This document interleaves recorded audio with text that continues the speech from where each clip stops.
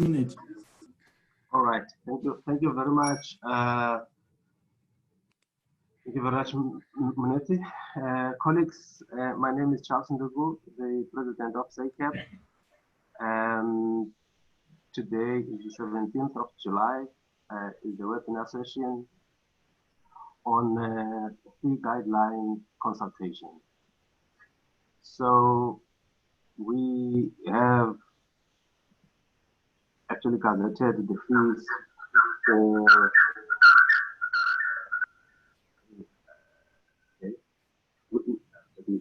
we have calculated the fees for comments, and then we received the comments from all of you, the A's, RPs, and everyone. So today it is actually the consultation to actually report back to you on the process that we followed to include your comment and recommendation, and then we will open it up to you for questions.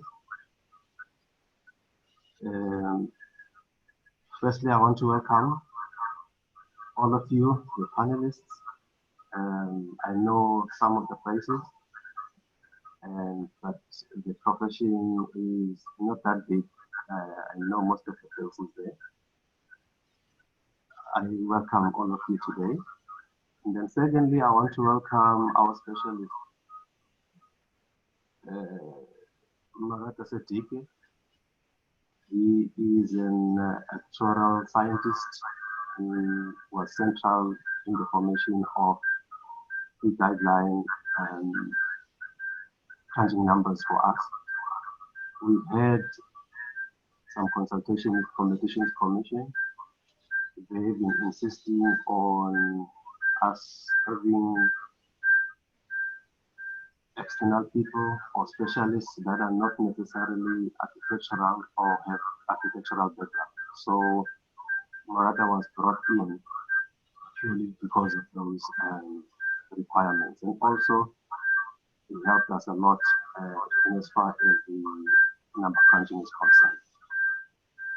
So he's part of the fees committee, and also I would like to welcome Kevin Govender. Kevin Govender is a committee member of ITOW. He is also a specialist in the non-architect. And we're bringing him in just to clarify and give us a background in the issue of the low complexity, medium complexity, and high complexity, which is linked to ITOW. A lot of questions came up from the consultation, and we thought that it is necessary to actually bring him in so that we can give more explanation and definition around those three elements of the fee guideline. And of course, RPs that are joining us on the social media, and I would like to welcome all of them in today's, and I'm hoping for the most fruitful consultation. And I must say, your responses were overwhelming in terms of contribution, and we have looked into each and every comment that was submitted and the questions which were submitted to SACAP. And it actually took us 2 days as the committee to go through the whole list. And we've incorporated, I would simply say 80% of the comments which were made. I'd like to thank all of you just because of your commitment to work with SACAP on this issue, and we will be doing ITOW soon, and we expect the same. Sorry, Mr. President. Charles, sorry, Mr. President, sorry for interrupting, but there's terrible feedback. We need to try and sort it out. Sorry? I said there's terrible feedback somewhere and the sound is very bad. We need to try and sort it out. Okay. All right. Can I suggest, Chair, that all all participants right. mute their Okay. microphones?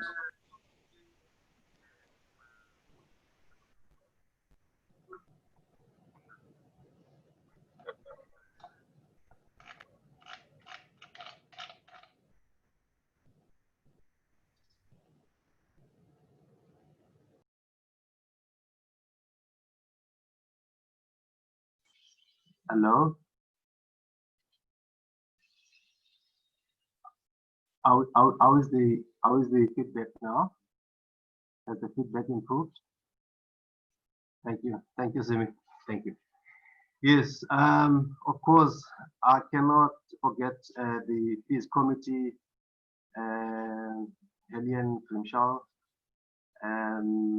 Simi Routine, Sabi Shongwe is the Vice President of SACAP. But unfortunately today he could not make it because she is about to actually have her first child, and the doctor recommended that she stay at home so that she can look after her health and the baby's health. So she was unable to make it today. Yes, in those words, I would like to thank everyone. I would like to actually invite CEDA to present the product offerings they have to help us as RPs and also practices to actually see, you know, what can they do. And we've had some engagement, and actually we have an MOU, we've signed an MOU as SACAP with CEDA so that our members and practices can also benefit on what they offer in as far as small business are concerned. So I'd like to hand over to CEDA, and then after that we'll move on with the, and then after she will present, and then after the presentation, then she will log out, and then we'll continue with our webinar. Thank you very much. Over to you, CEDA. Thank you very much, Charles, for the introduction. Thank you for inviting CEDA to the engagement. I will do an overview of the product and service offering that the institution offers, and then the associations can then also look into, from the information that you have shared about the MOU, how then we can take forward the engagement. So I will be using the mouse on the screen. Hopefully you can see it, so that I can be able to take you through the presentation as I go along. So CEDA has got 2 delivery networks. Okay, firstly, before we go to the delivery networks, we have a spread across the country. So there's 9 provincial offices, and within each province, there are a number of branches and incubation centers that are supported by CEDA, as well as branches that support small enterprises. So within the provinces, there are branches which have got their own staff resourcing and financial allocations in order for them to be able to support the small enterprises. Within the branch staffings, you have a branch manager, business advisors, and information officers that assist or engage directly with the SMMEs. So if you look at the 2 arrows, the first arrow at the top is talking to the Enterprise Development Division, which is where the CEDA branches and co-locations with municipalities, as well as our sister agency, CIFA. Then if you look at the arrow below, it talks to the second delivery model, which is through incubation centers. I must also indicate that CEDA works with stakeholders within the respective province and districts where the branches are allocated and the incubation centers. So if you look at, I'll take you first through the incubation center and then focus on the enterprise development division. So within the incubation centers, there's a selection process that takes potential incubatees through the application to ensuring that the requirements are met, right up to where they are selected to be part of the incubation center. The incubation centers are within TVET colleges as well, and they operate, or they are divided into different sectors. Within the incubation center, as part of the offerings that are offered, is trainings, systems that the incubatees can be able to utilize in the development of their businesses. There's assessment tools and monitoring tools that are used to identify the developmental stages of the incubatees. There are offices, workshops, as well as cubicles that can be rented out or offered to the incubatees as part of the program. The incubation centers more or less run over a 3-year period, where there's also an exit process to ensure that the incubatee is able to operate outside of SEDA's incubation centers to continue with their operations. There is also mentoring and tracking of the performance of the incubatee as they are part of the incubation center. Then from the support that is offered from the generic or from the entries of the incubatees, there's selection of high potential SMMEs that will then get other support, business development support, in terms of other incentives that are offered at the national office. So some of the offerings from the national office under the SEDA technology program, that is where the incubation centers are also allocated. There are offerings such as quality and standards, quality systems development, product testing for those SMEs that have products that require testing. There's design that is also offered in terms of prototypes as well, that the SMEs are supported, and they will then have to undergo that process through the incubation centers or other stakeholders that the incubation centers may be working with, as well as partners that the networks are working with. Then the other offerings is technology transfer, where there is capital to support the SMME in the purchase of equipment to enhance the operations. However, the capital is not offered directly to the incubatee, but to the actual service provider or the institution that offers that particular equipment. Then there's also support in terms of intellectual property and innovation support in the form of knowledge forums, IP matchmaking services or support, and pitching competitions. So I will end there. And some of the partners that we work with is SABS universities, TIA, science councils, and other stakeholders.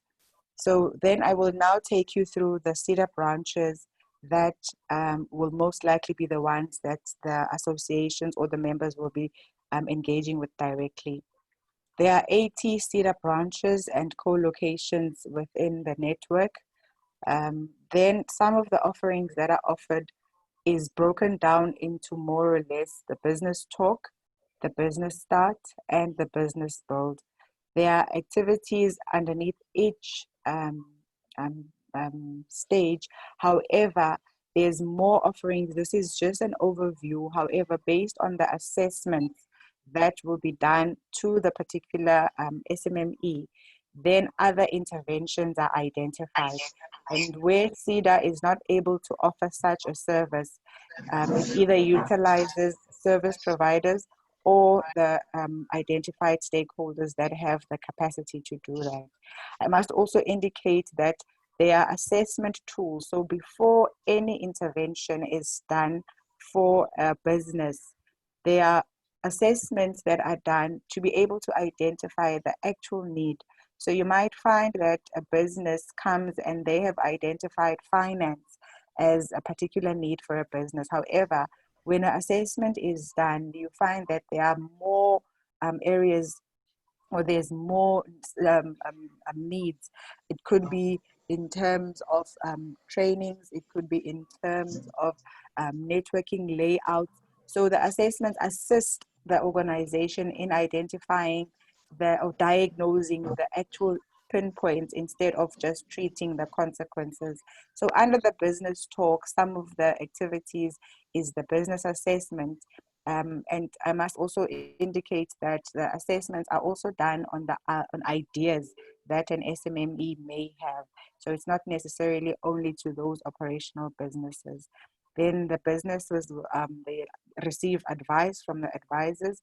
They get specific or needs-based trainings based on the assessments from that the SMME will receive. Then for those that are not CEDA clients, they will then have to undergo a registration process to become a CEDA client for them to be able to receive some of the services and offerings. Then under business start, you receive market plans, finance support, and all of these where CEDA is unable probably to, based on probably resources or the mandate, then they will do a structured referral or support using the resources of their stakeholders based on the engagements. Then you also have business builds where there's capacitation in different forms, whether it be workshops that the SMME is taken to, trainings, there's mentorship and coaching, and where services we are not able because of either the capacity in terms of the staffing, then we bring in service providers within that particular engagement of the SMME. I must say, in certain instances, it is not necessarily in this particular order. You will find a mixed match from the different stages or services that are offered. And as I said, this is just a minimum or an overview. However, based on the assessment and the capacity and resources available, the identified support will then be dealt with in that particular manner. And the same applies to the high potential SMMEs. There's additional support that is offered under the CEDA technology program as well, that is extended to the network. And then you also have Business Grow, which is now looking at the upper end SMME and those SMMEs that will now look into exporting. So we also assist in terms of readiness to be able to export.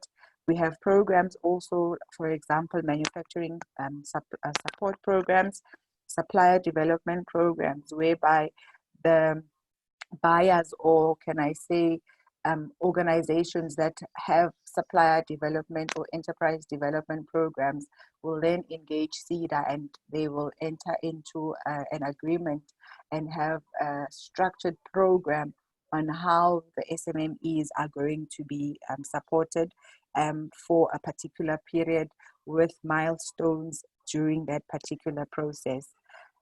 Then from that, you will then have monitoring and evaluations whereby assessments are checked or the impact is checked based on the jobs created, the turnover, the skills transferred to the SMMEs, and or the number of enterprises that have been created from engagement.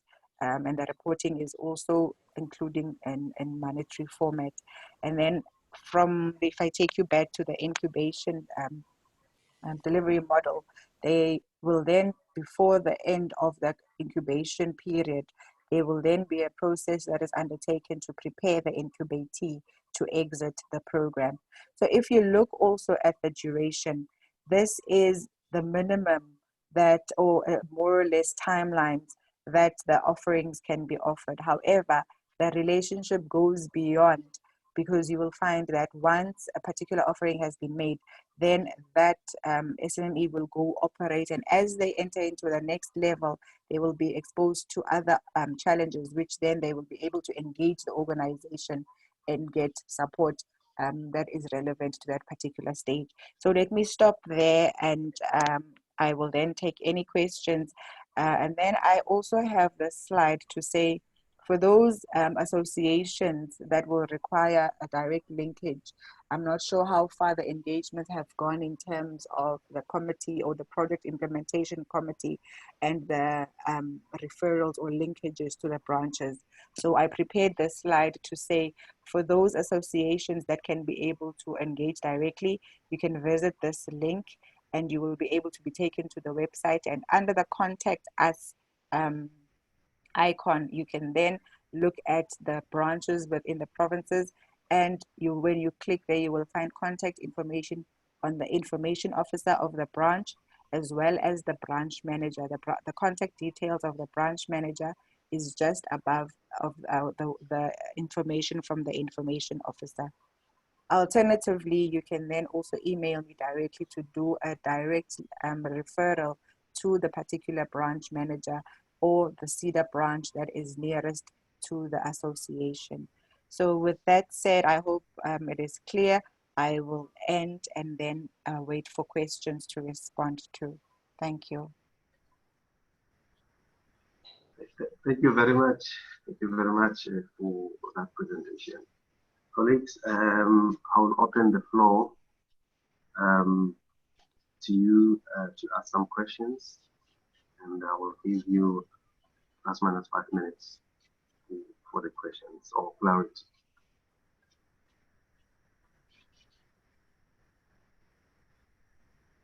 Yes, Anil?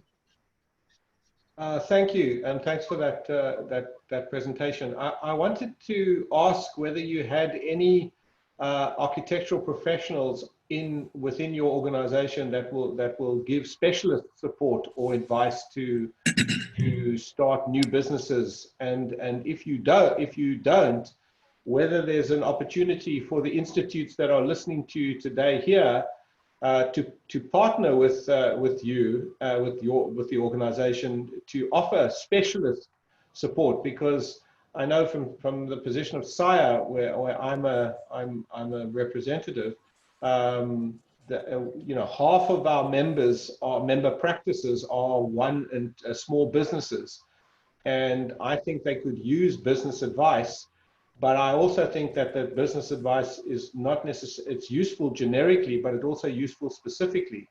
So whether your framework has the capacity to absorb, if you like, consultants may be the wrong word, but what I mean is support from the various institutes that fall under the SACAP umbrella at the various levels: draftspersons, interior designers, architects, architectural professionals, whether they could give specialist advice and support to incubator businesses. Thanks. Yes, Anil? Thank you, Simi, for the question. At the moment, as you've said, advising does tend to come at a generic level. However, within the organization, there's also a drive to capacitate our advisors in terms of the respective sectors. But coming to your question, the architects can register onto the CEDA databases as either consultants, coaches, or service providers specific to the architectural sector, which will also, I think, be beneficial, as Charles has indicated, that with the MOU, there will definitely be a need for some of the members to be able to be supported in terms of that technical aspect of the business development.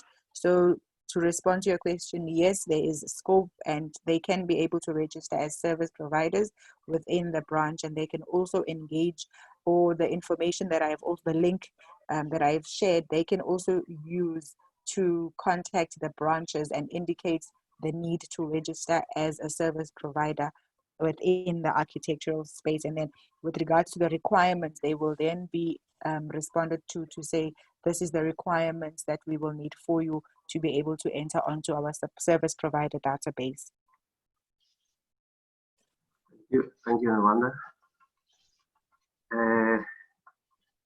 Any questions? You want to make a follow-up, Simi?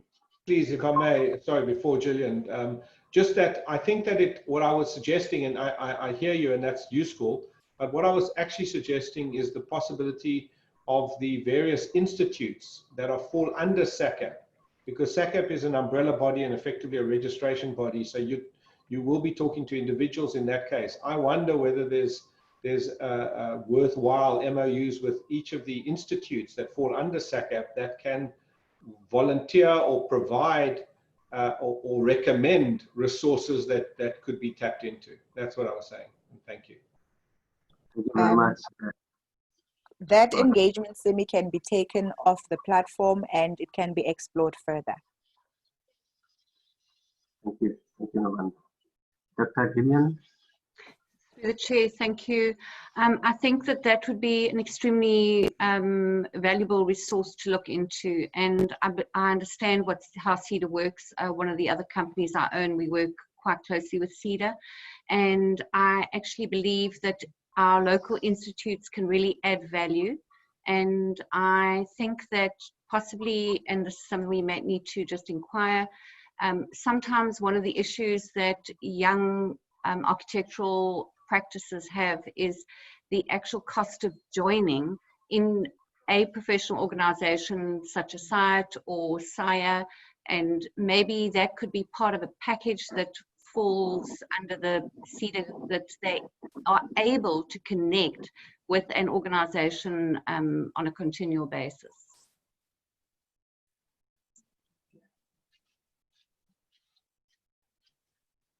Thank you, Dr. Gillian. Here. There is a question from Tebuho. Says, what is the relationship between the institution of learning and the organizations that will require CEDA to assist them?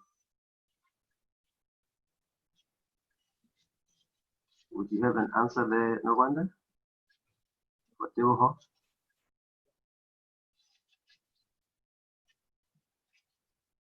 Novanda, you are muted. Yes, I'm sorry for that.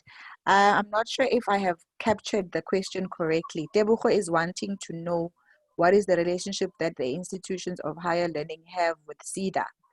Yeah. Or the organizations that will require CEDA to assist them. Yes. So this one is in terms of the trainings that the institutions offer. So CEDA will then enter into agreements so that they can be able to, I'll say, utilize the resources that the institution of higher learning has. And also as CEDA, we have a learning academy. So that also is to maintain our academy status and continued development when we engage such institutions of higher learning. Thank you very much, Novanda. And that is also to capacitate our practitioners in some of the offerings to be able to offer valued support to the SMMEs. Thank you. And colleagues, I think Novanda has given us a website. If one needs more clarity, with regards to the CEDA offerings, then you can actually look into that or phone CEDA. So what we will do at SACAP, we will circulate the details around the CEDA so that you can actually contact CEDA and if you want to know more about what they can offer to the profession. So thank you very much, Novanda, for your presentation. We appreciate this, and we're looking forward to a good relationship. We will call on you once again in one of the webinars to come and present again if there is some more information that you have for us. Thank you very much. We appreciate your presentation. Thank you, colleagues. Let's move on, colleagues, now. We can now release Novanda. And then move on with our webinar session today. I see my council members have joined in. I want to welcome all the council members that have just joined in. And those RPs and the panelists who just joined in. right now we just finished point number 2 on the production, product offerings presentation.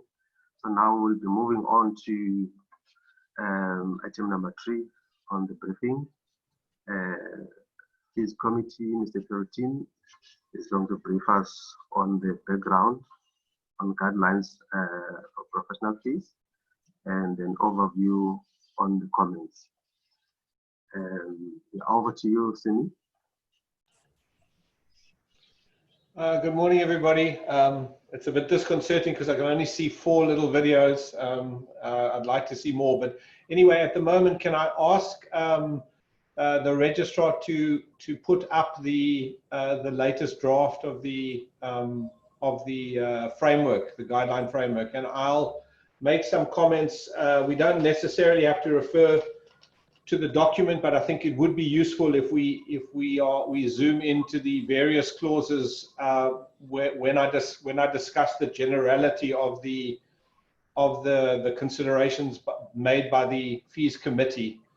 So if I start with the point 3, clause 3, which I think gives you the framework for and the principles. No, there it is. Okay, so you can see that I think these are important to frame the entire document, both the guideline, the framework for the guidelines, and the actual fees. So the first issue is obviously that for the first time in many years, the SACAP fees committee was able to debate and to draw on data, which was kindly provided by the SAIA, the South African Institute of Architects, surveys of their members of the fees related to a number, quite a few thousand projects across 2018, 2019.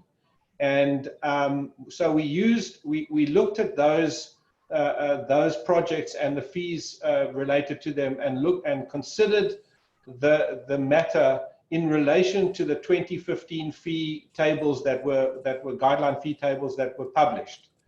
So the first thing is we use the data from the SAIA surveys, and I'll come on to how, and I think I'll leave it to Marata, who is the external consultant actuary that was engaged by SACAP to crunch some of the numbers to go into the more detailed explanation of how we used the SAIA fee data and how we evolved it into the fee tables that were actually published for comment.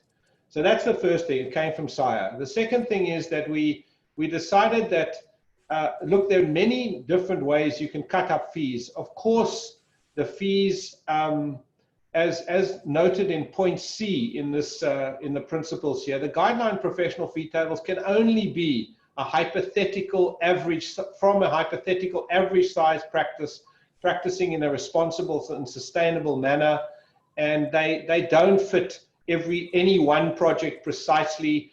The factors that govern fees are wide. The overheads, the particular place of the project, the place of workplace of the practice, the complexity of the specific complexity of the project. There's so many factors that really the fee is not supposed to be a one size fits all. If almost all cases there should be some consideration given, but and that goes to the point about how and what fee guidelines should be and how much complexity needs to be or should be introduced. A lot of the comments that came from people, for example, revolved around things like BIM and the integration of BIM. And the committee debated these issues and decided that in order to keep it relatively simple, we would use the fee data from the SAIA survey in a vanilla and in an average sense. So what I mean by that is of the projects that are part of the fee data captured by SAIA, many of them use BIM. Most of them use some form of, I think most, if not all, use some form of computer-aided drawing, whether it be AutoCAD or whatever, CADI, any kind of program. And of course, it represents, again, as per point C, it represents an average. And of course, later on, as the fee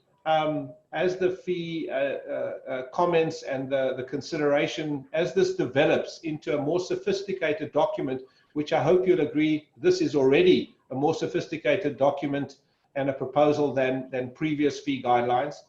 As it evolves, it may be that more complexity is introduced. And that is part of the debate that we should have today and continue to have. So that's the next major point. The introduction of the 3 complexities, which at least starts to address and acknowledge the fact that there are different levels of project. And in fact, that work has been done quite remarkably, in my personal opinion. I'd seen a presentation by the IDOW committee to the Competitions Commission and was highly impressed by the way they had structured and reasoned and argued for the 3 levels of effectively 3 levels of complexity. But of course, there are many shades of gray within that. But I think it again forms a very useful basis for discussion, and it's certainly better than a single table. Again, you can debate this, but certainly that was the committee's view. So I think those are the 3 main points to be made about the principles, that it was based on actual fee data, and we'll explain how that fee data was translated into the fee tables by, as I said, Marata will do that. It decided to split it into 3 categories and aligned with the IDOW. And one of the comments comments were made by a number of people around how are we to understand the complexities. Well, the idea was that it was published at the same time as the IDOW. As that has been somewhat delayed, the Fees Committee have taken a decision in principle to publish the complexity tables that are derived by or worked on by the IDOW committee, and publish that as a separate annexure to the fee guideline framework. And I don't know if the registrar has managed to produce the annexure, but certainly when we discussed it earlier this week, the intention was to have the annexure which defines the 3 which categorizes most project types into those three complexities. So that's the basis of it. The next major consideration comes, I think, in clause 11, if we can scroll down to that. And I don't know if guys want to take, if you want to ask questions while I'm talking, but maybe you can. It's funny talking into complete vacuum here, so I hope you're all hearing me clearly. Please at least. Yeah. Samit, can I just ask something, please? Isia has made a suggestion that we just zoom in on the document so that it's the full width of the screen. It's a little bit small for some of us. Yeah, I'm not controlling it, but by all means, Toto, maybe. I think it might be the registrar that is controlling the document. I think it is. Yes. Thank you. Can I make a comment? I've asked her to do that. But you can control the size of the screen on Zoom itself. If you go to the top of the screen, it gives you viewing options. I still can't see I can't read. Okay, the text. so just so I'm looking for Zoom. Just press control with your mouse hovering over it, and then with your scroll wheel, scroll in and out.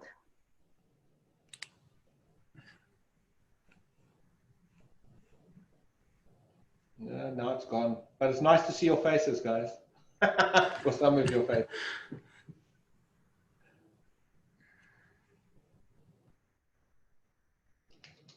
But you stop sharing now. Can you share again?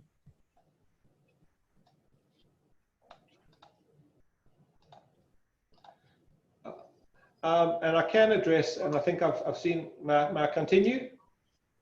Yes, you can continue while Toto is trying to zoom into the document. I think you can also, even though you can zoom into the document itself on Word, on the person controlling it. But can I ask the question from Lavelle Riga around why was SIRE data being used? Well, at the time when the fees committee convened to deliberate and to produce fee data, the fact is that there is no other fee data. And in the time available, there was no, the complexity of getting a fee survey out, it was not something that SACAP could handle at that time. And there was already the SIRE fees data. Hopefully the fees data is in a sense neutral. And again, these are guidelines and they just give a basis. And you will see later by Mr. Marata's presentation, short presentation on how the fees data was used, you will see, hopefully it represents something that the industry can use and can build on. But it's not it's the first example that I know of, and I've been back in South Africa for the last over 20 years, that I know of where actual any wide-ranging fee data was used to derive guidelines. And remember, the guidelines are both for the professionals, but also for the public. So it sets a framework, and at the very least, it sets a framework for discussion and negotiation. This fee, as I said, strictly, this fee does not apply in any specific instance. It really has to be looked at. Of course, people use it, but they should be used as a framework and a guideline, not as gospel. Anyway, let me go on to, I hope I've addressed that, and obviously there'll be discussion around that point. Sorry, Sydney, just before you move on, as SACAP, what we've undertaken to do is to actually get involved with the survey and going forward, and also involve all other VAs, voluntary associations, so that we can cover all the sizes of the practices and the RPs, those that are practicing individually. And also, part of the fees committee, I think I actually forgot to introduce Thandeka Maduna, who is small size practice, just so that at least we can also include those ideas from the small practices. So this is a start, as Simi is saying, this is the base to start from, and we will be publishing the fees on a year-to-year basis. And then we welcome everyone's contribution to better this, definitely. And as I say, we will be continuing with survey and also like jointly with SIRE, and all other VAs, so that we can have a full cover of the profession at large. So I just wanted to add on what Simi was saying. Thank you. Go on, Simi. Okay, thank you. And absolutely, thank you for stressing that. I think the next stage of this, now that we see the basis, as the President said, the next stage of this of the development of the fee guidelines and the framework would be to broaden the survey and to carry and deepen it, because you'll see later about how the various components of the survey were used to develop an attitude towards fees, which is essentially what this is. But you can see this document obviously has many how can I say, generalities which can be debated. And the next point I was going to make in terms of this overview is the question of the standard service and the 6 work stages.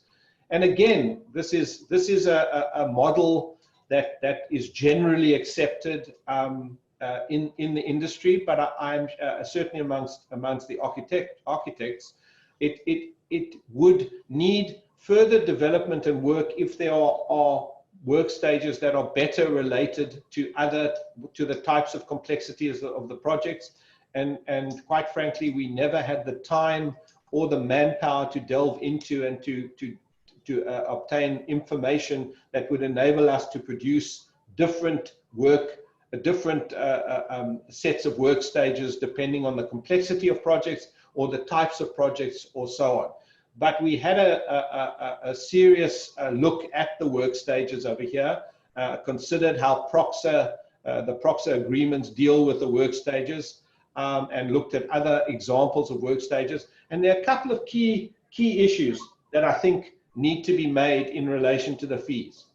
And the first, if you go to the stage, I think it's really a question of the meaning of the words that are written here, and the very important meaning of the words that are written in terms of the stage 2, and particularly stage 2 and stage 3. And that is because of admittedly anecdotal evidence, but significant evidence by people that like myself, I can say that have been in the industry a long time and talked to a number of architects. If you scroll down to stage 2, the key issues, and later on we'll discuss the various percentages related to each of the work stages, because they have been altered, and that provoked a number of comments, and I think that will provoke a discussion later on. But I think the important part to stress here, which is something that we don't believe many architectural professionals are doing, and that is the concept stage of the process. The concept design stage of the process involves significant amounts of work, which include not only just the basic design of the building, but also the proposed materials and intended building services, and the technical and functional characteristics of the design. That means your stage 2 document should contain your conceptual approach to, for example, stormwater or drainage or power or sustainability. All of those issues need to be addressed in stage 2, not later. If they are left out, you have not completed stage 2 properly, or you have not completed it in terms of this generic guideline. If you go, and so the words that are written over here are very specifically meant to define broadly, but encompass quite a wide range of design concepts that need to be done. And certainly, anecdotally, many architectural practices of various sorts do not do all of this work and encompass it in a stage 2 concept design document. But anyway, there it is. Moving on to stage 3, and this will no doubt provoke some discussion, but the way it's defined here, stage 3 is to develop all aspects of the design from concept to full development, which includes the construction systems, the materials, the fittings, which includes joinery, kitchens, and the like, and finishes selections. So if you move the selection of a tile into stage 4, what you're actually doing is not completed full stage 3, and you should not be able to be claiming the fee for the full stage 3. The proper place to select a tile is not and get paid for it effectively is not in stage 4, it is in stage 3. So it is very clear that the stage 3 document needs to be, again, expanded significantly from those that are generally done. Now, maybe there are a lot of people that do all of this. There are many practices that don't do all of this. And we try to be very clear and advise not only the practices, but also the clients and the lay people. Okay, so those are the two critical elements of the 6 stages of work. But it is acknowledged that there are many times where the process is not linear like this. And in fact, you really should be again tailoring the work stages into the specific project at hand, whether it is fast track, whether it has land use applications that are attached to it, and so on and so forth. So again, this is a general model of a kind of hypothetical average project. Okay, and I see some questions. I don't know if I should take it later or now. Can I have some advice on this? I see there's only one open question. Maybe I will take it. The fee scales in the 90s at 3 complexities levels. Have these, I answered, sorry, I said that the fee scales are derived, the complexity has been taken from the work of the IDOW committee, which divided divided all project types into 3 complexities and have produced a table that deals with that. They also define the complexity in that document, and we're effectively adopting that or proposing to adopt that in the fee guidelines with an annexure until the IDOW is actually published, and if and when it is published. And when it is, then this annexure will probably fall away, because what we don't want is two documents purporting to say the same thing. Okay, the next I'd like to go to is clause 13, because I think there...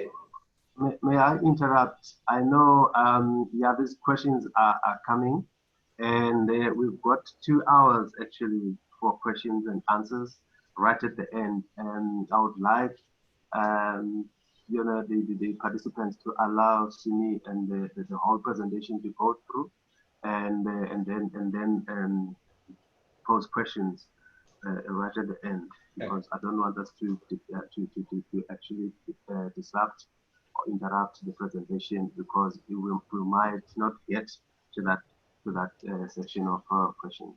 If you can just maybe hold on to your question and then jot it down, and then when that time arrives, and then you can post your question. Thank you. Okay, then I'll just carry through. Okay, so going to 13, clause 13. I think this is what I wanted to point out here, 13.2D, I think it is, 13.2D. I wanted to point out A, B, C, D. D. Okay. I wanted to, this is the first mention of BIM. BIM and the BIM is mentioned twice in the document. One where we've proposed putting the preparation of the BIM protocol document, in other words, the guidelines to how BIM should be run in the project, as an additional service. It's not a standard service. And we also propose that BIM work associated with post-project, post documentation, in other words, for asset management or for maintenance and stuff like that, where we put additional data into the model for those purposes, that's also an additional service.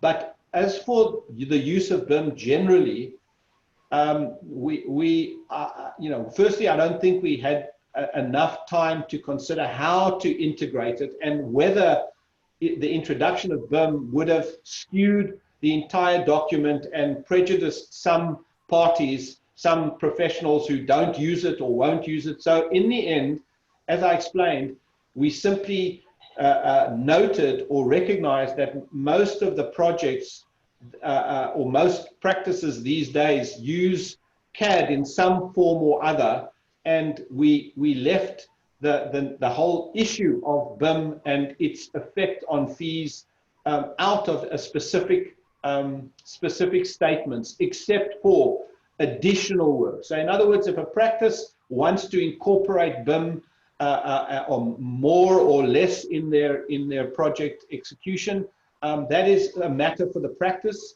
and that is a matter for negotiation in terms of the fees. And that, no doubt, we had a number of queries and comments about that, but in the end, I think the introduction of this BIM protocol document as additional fees, and in the introduction of using BIM for issues beyond construction itself, was also an additional fee. That's somewhere else. I don't know if I haven't got a reference to it, but it is elsewhere in the additional services. The next item I wanted to draw your attention to is, I think it's item 16, clause 16, if we can scroll there. And that results in where, this is where an architectural professional is not the principal agent, And we introduce also where an architectural professional is not the principal consultant. And this is something that I don't believe the fees committee had a hard and fast commitment to, and I think this should be part of the discussion later. The proposal here is the first point A is quite common. In other words, where the architectural professional is not the principal agent. And the principal agent is if you look in the definitions, the principal agent is where the is as defined in essentially the JVCC contract. We've left it like that. And there, if you're not the principal agent, the reduction in fees, 10% of the fees, work stages 5 and 6. But we've introduced where the architectural professional is not the principal consultant, then the reduction of the fee for the work not exceeding 5% of stages 1 to 4 may be considered. Whether 5% is enough whether it should be more or shouldn't be there, that is something that is worth considering and debating a bit later. The next, and this is no doubt, this is a hotly contested issue, the apportionment of fees by work stages, because there has been a proposed change. And the proposed change is again because of anecdotal information and information from various practices that we were able to access, including my own, I have to concede. And also, as some of you know, the work of the SACAP Practice Committee on fees and the effect of the previous work stages. So if you scroll up to the work stages itself, if you may, Mr. Registrar, the actual percentages. No, it was there. It was there under 16. You had it. It's just up a bit further. The actual. Yeah, carry on. It's there. Carry on. Oh, sorry, on number 17. Yeah, carry. The fee of the table. I'd like to. There we go. That's it. There we go. So this is also going to be, again, the committee would like to hear more comments. We had some comments about the proportion of the fees claimed, and we also had an argument and an argument that has been put forward where the notion of intellectual property associated with essentially with fee percentages should be taken into account.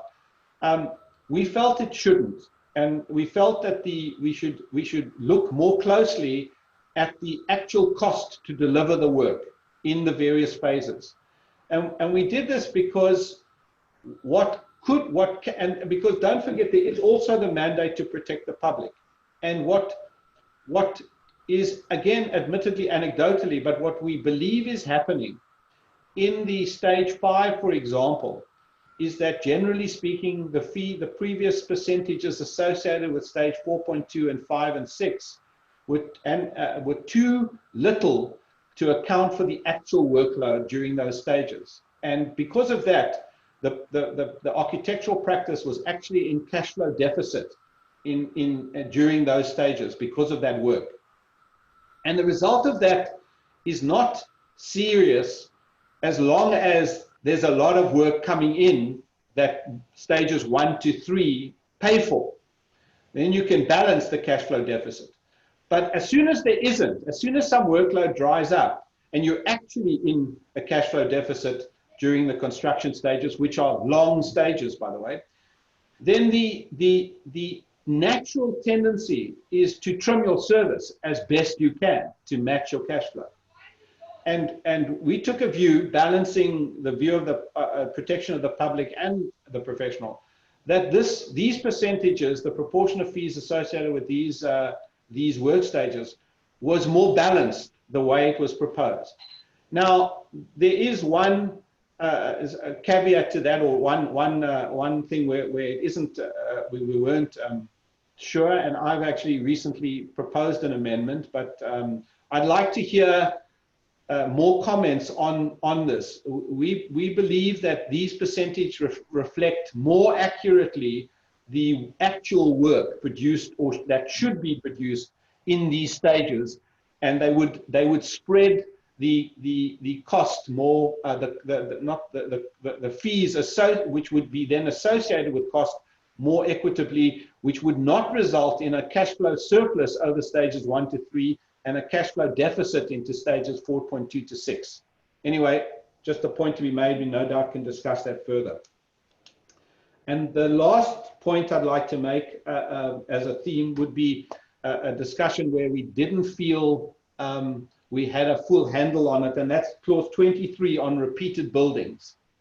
And I'd like people who have more experience or experience with repeated buildings to see whether this is a reasonable set of formula considerations.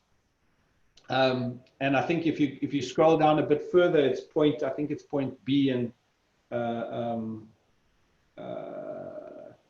I think it's adjusted fee. So the principle, the principle of repeated buildings is the following, and I think again, I'm not sure the wording is perfect here yet, but the principle is simple. You get the proposal is for full fees for the prototype building, for the origination of the first building type.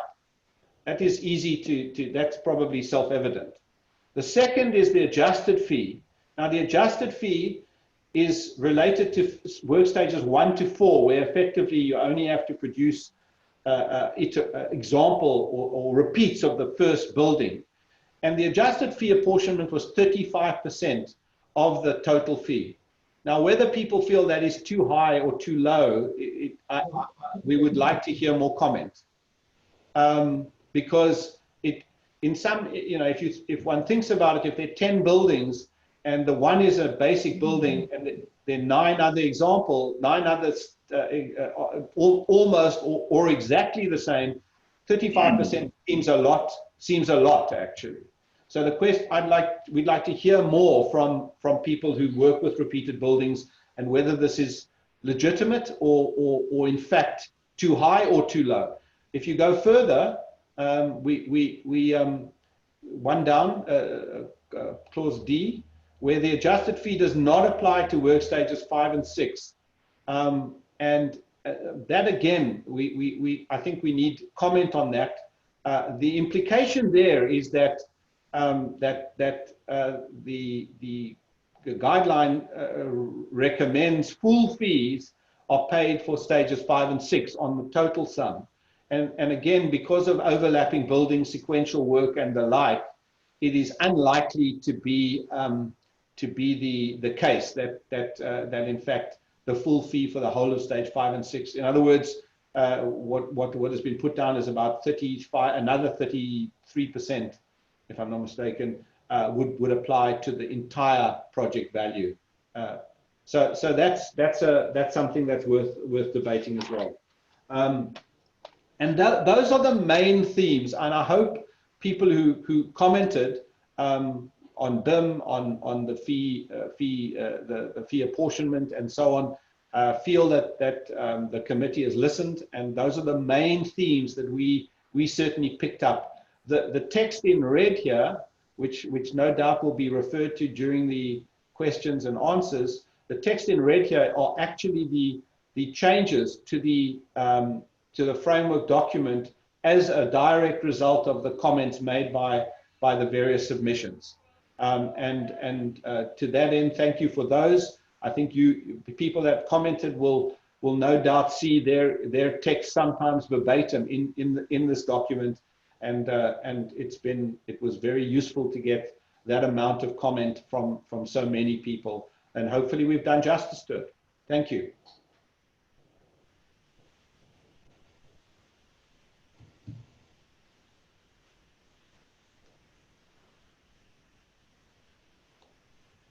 Mr. President, anyone? I've done. Yes, sorry, Simi, I was muted. Yeah, no, thank you very much, Simi. I think there are questions that have been asked. Maybe just to refer to those questions under Q&A. The fee scale in the 1990s had 3 complexity levels. Have those project classification been referred to in this proposal so as not to reinvent the wheel? That is the first question. Sorry, do you want, Mr. President, do you want me to answer them? I think yes, we can answer that. Well, I think the answer is I don't know about the 90s, but they were the 3 complexity levels. In a sense, they're the same thing, but they have been.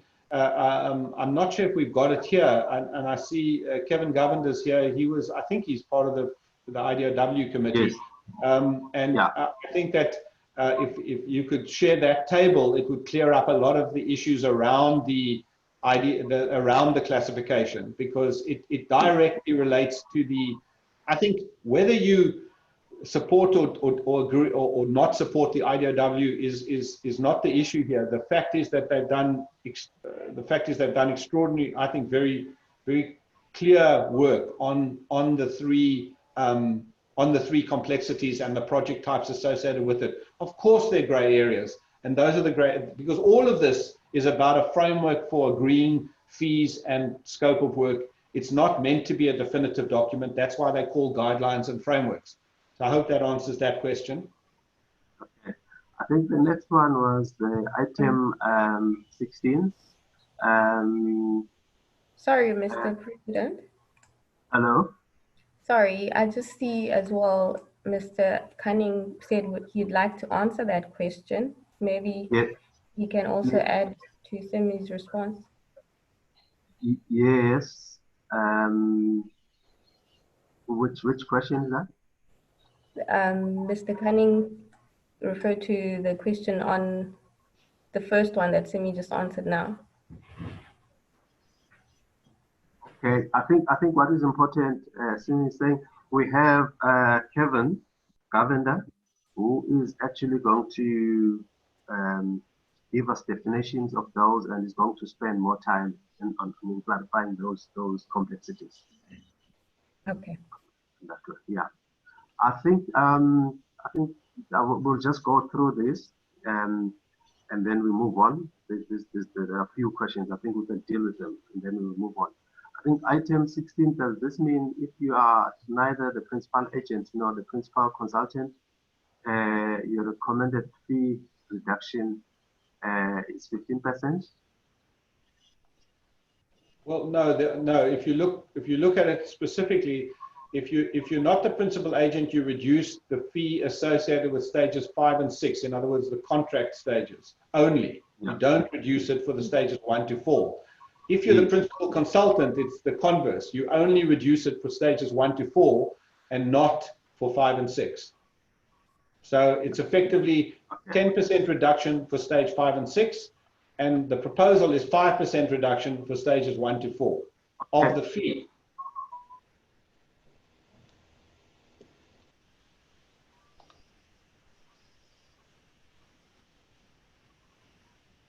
Should I go on to the next question? Okay. I'm sorry, Simi. Yep. Yes, yeah, breaking up. I think the next question was from from Navel Riga, and what aspects have been considered in drafting up these guidelines? Has economic and social variance in South Africa been accounted for?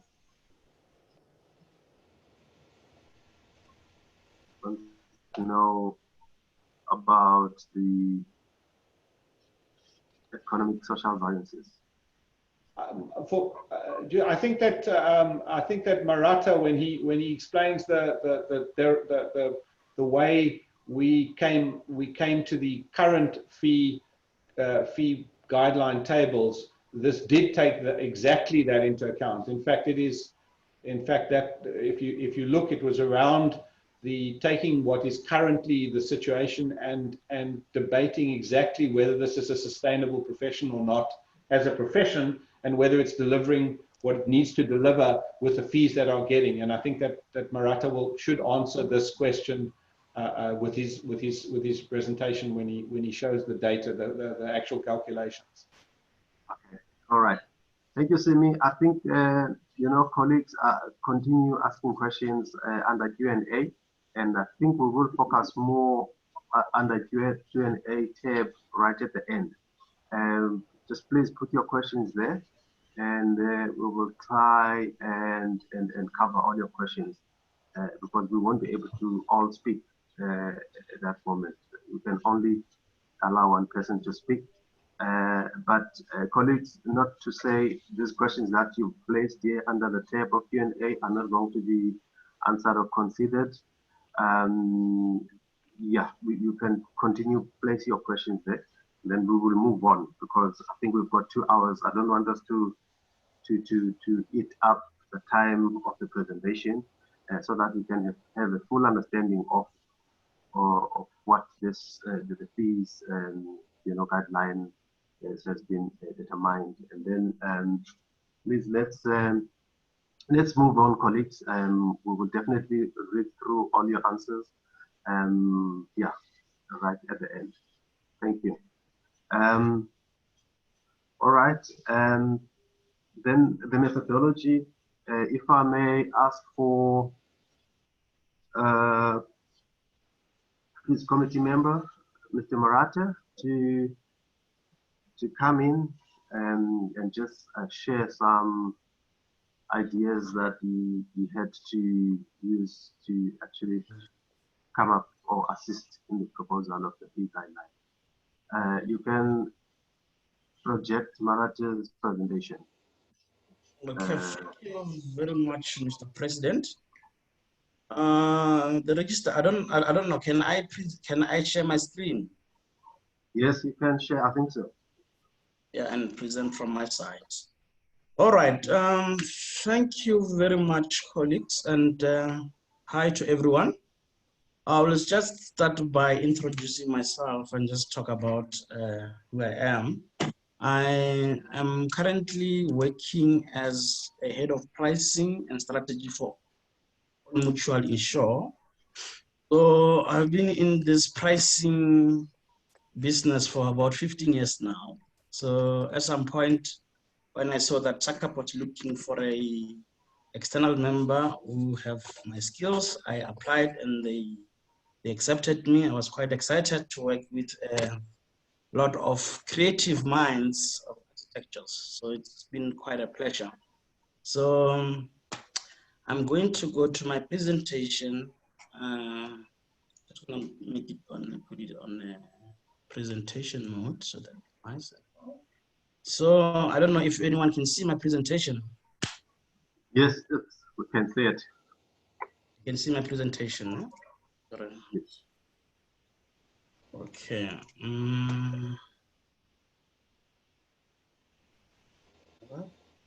So yeah.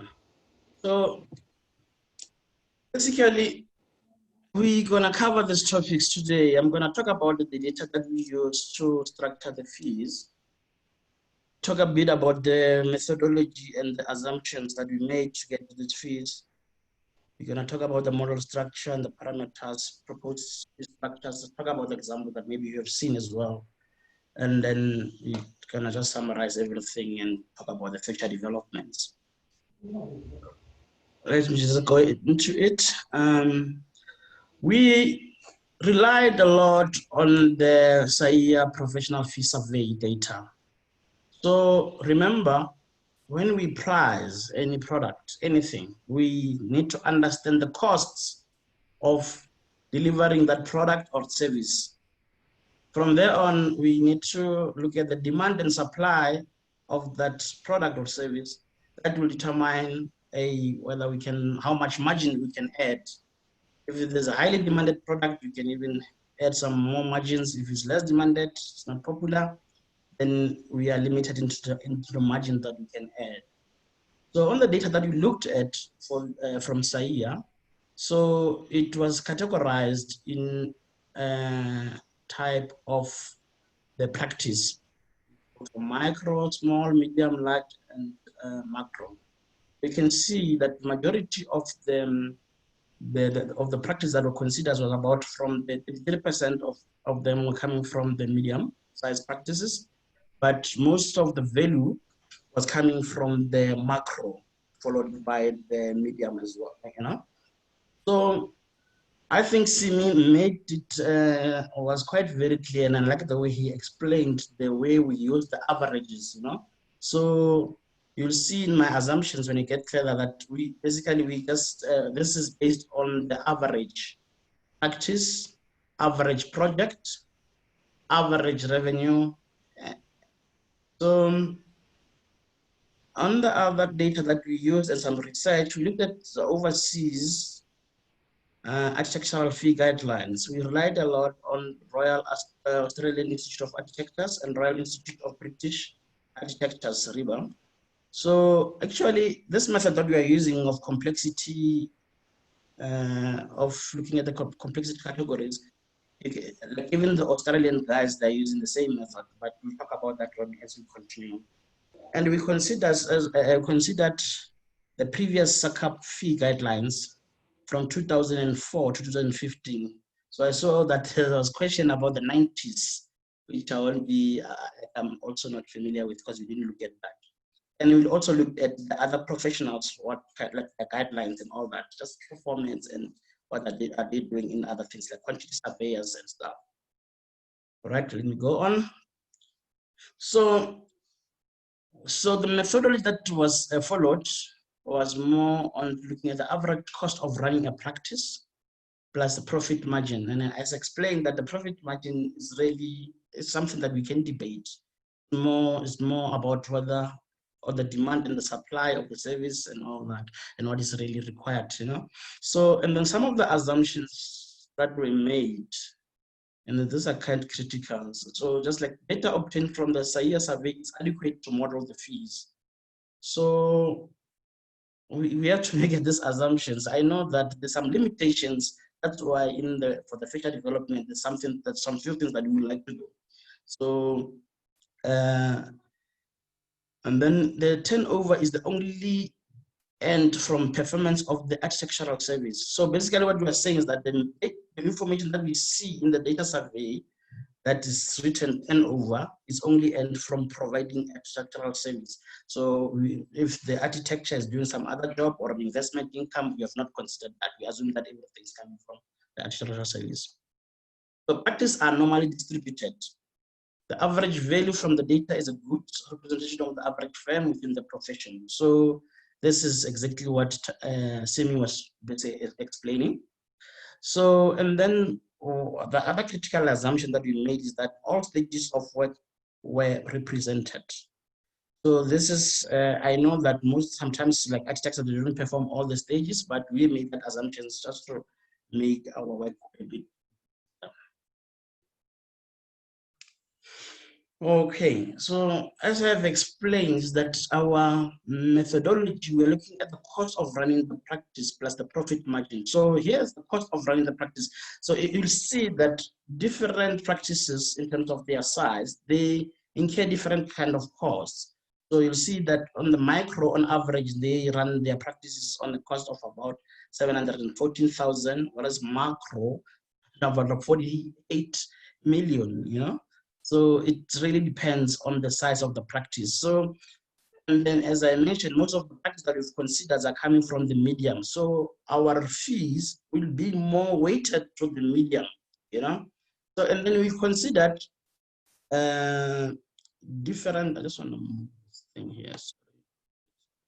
We have different cost types of running a practice. So, and then you'll see that the distribution of the cost types also differ by practice, you know. So, and then you see the small practices, they spend about 31% of their revenue on salaries, you know, and then followed by the premises, outsourcing costs. Sorry, I don't know why this is moving, sorry about that. And then so this is more like on what the data was saying, the data from SACAP was showing, that we were not satisfied with a certain percentages. Actually, even looking at the actual cost of certain costs, we thought like that's why maybe those practices are not running efficiently. So we made some adjustments, and this one I explained those adjustments that we've made. So to the salaries, we adjusted the salaries by about 23% on average, moved them up by about 23%. And the IT and software costs, we moved them up by about 12%. and the education and training cost, we moved them up about 30%. This is basically when we looked at what the guys were saying they were paying for the IT software, and we said no. On average, the IT software should be this level. So because we are trying to produce the rates that will make each and every practice run efficiently and profitably on average, an average practice basically. Okay, so after we have done all these things, we looked at the different project types and we classified them into low, medium, and complexities, So just to be able to come up with a structure that suits our requirement of having 3 types of structures.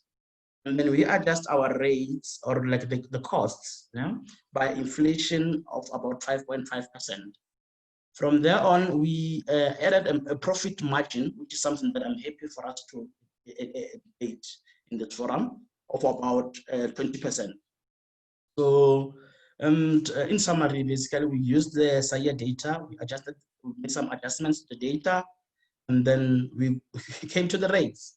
So it looks so easy when we look at the slide of mine here, but it came after some serious discussions and a lot of calculations to really get to the rates. So now I'm going to show you the structure of the rates so that maybe many of you have seen in the document that was circulated. So this structure is more similar to, and it works similar to the 2015 structure. So, and then I'm just gonna move to the next slide because it gives a nice comparison of what is happening between the different levels of. So in this slides, you can see that for a low valued project, the rates can be quite significantly high, sorry, I'm just. So the rates can be significantly high, which can even for low complexity can be about 25%, 30% and to 40%. So, and this is basically been derived from the costs of running these practices and the number of projects that fall into that category. So, and I'm quite happy and to hear your feedback in terms of how you think about this level of rates. But because in the committee, we have some experts within the industry, which they found this thing to be making sense. Right, let me go on. And this is the example of how the calculations work. As I said, it works exactly similar to the one in 2015. So most of you should be familiar in terms of how the structure works. So this is the nice example. It's also included in the document that was circulated. You can try yourself and then you can come back to us if like there's any more questions about how this calculation works. So in terms of, to summarize what I've just said, the new structure is based on the expected cost of running an average practice. The cost of running the practice are derived from the SAIA survey. The average costs are adjusted to adequate cost level, inflation, and profit margin. So as we all know, you can't build anything that is proper at one go. We still need to, as maybe next year when we do new rates, we will continuously try to improve what we've worked on this year. So we may even consider, I think we're still debating this, whether we need to do our own survey or we need to ask SAIA to expand their own survey so that at least we can capture more information. And as you get more information, we will also see if we can allow more factors, We can allow more factors,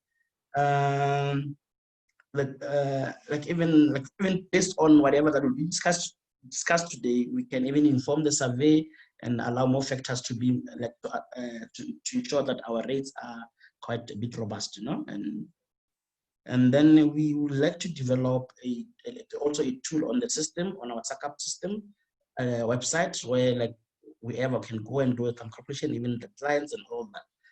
All right. Thank you very much. This was more like a summarized version of what we've done.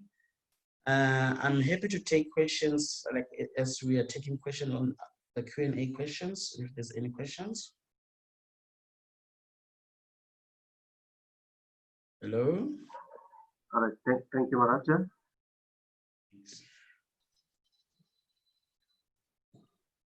Thank you, Maracha, thank you. Thank you very much. I'm gonna stop this. I don't know how to do this. Sharing. Yes.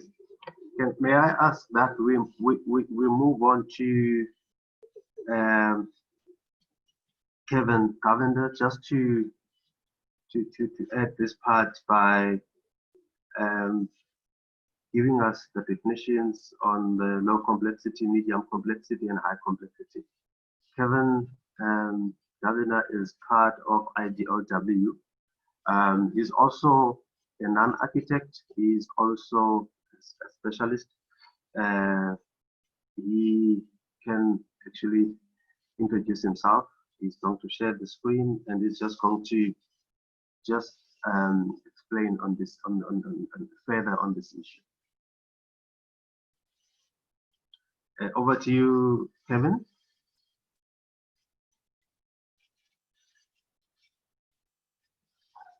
Kevin, the stage is yours.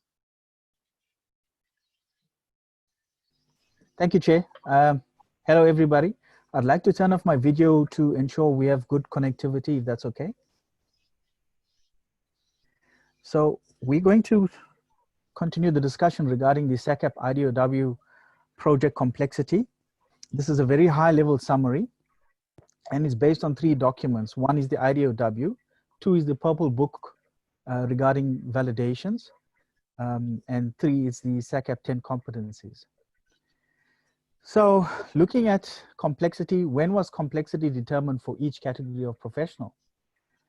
We go far back as the board notice of 2011, where complexity of the project was included, square meterage was taken into consideration, as well as site sensitivity. Now, the current IDOW framework is entirely new in that it's not a revision of the 2011 board notice.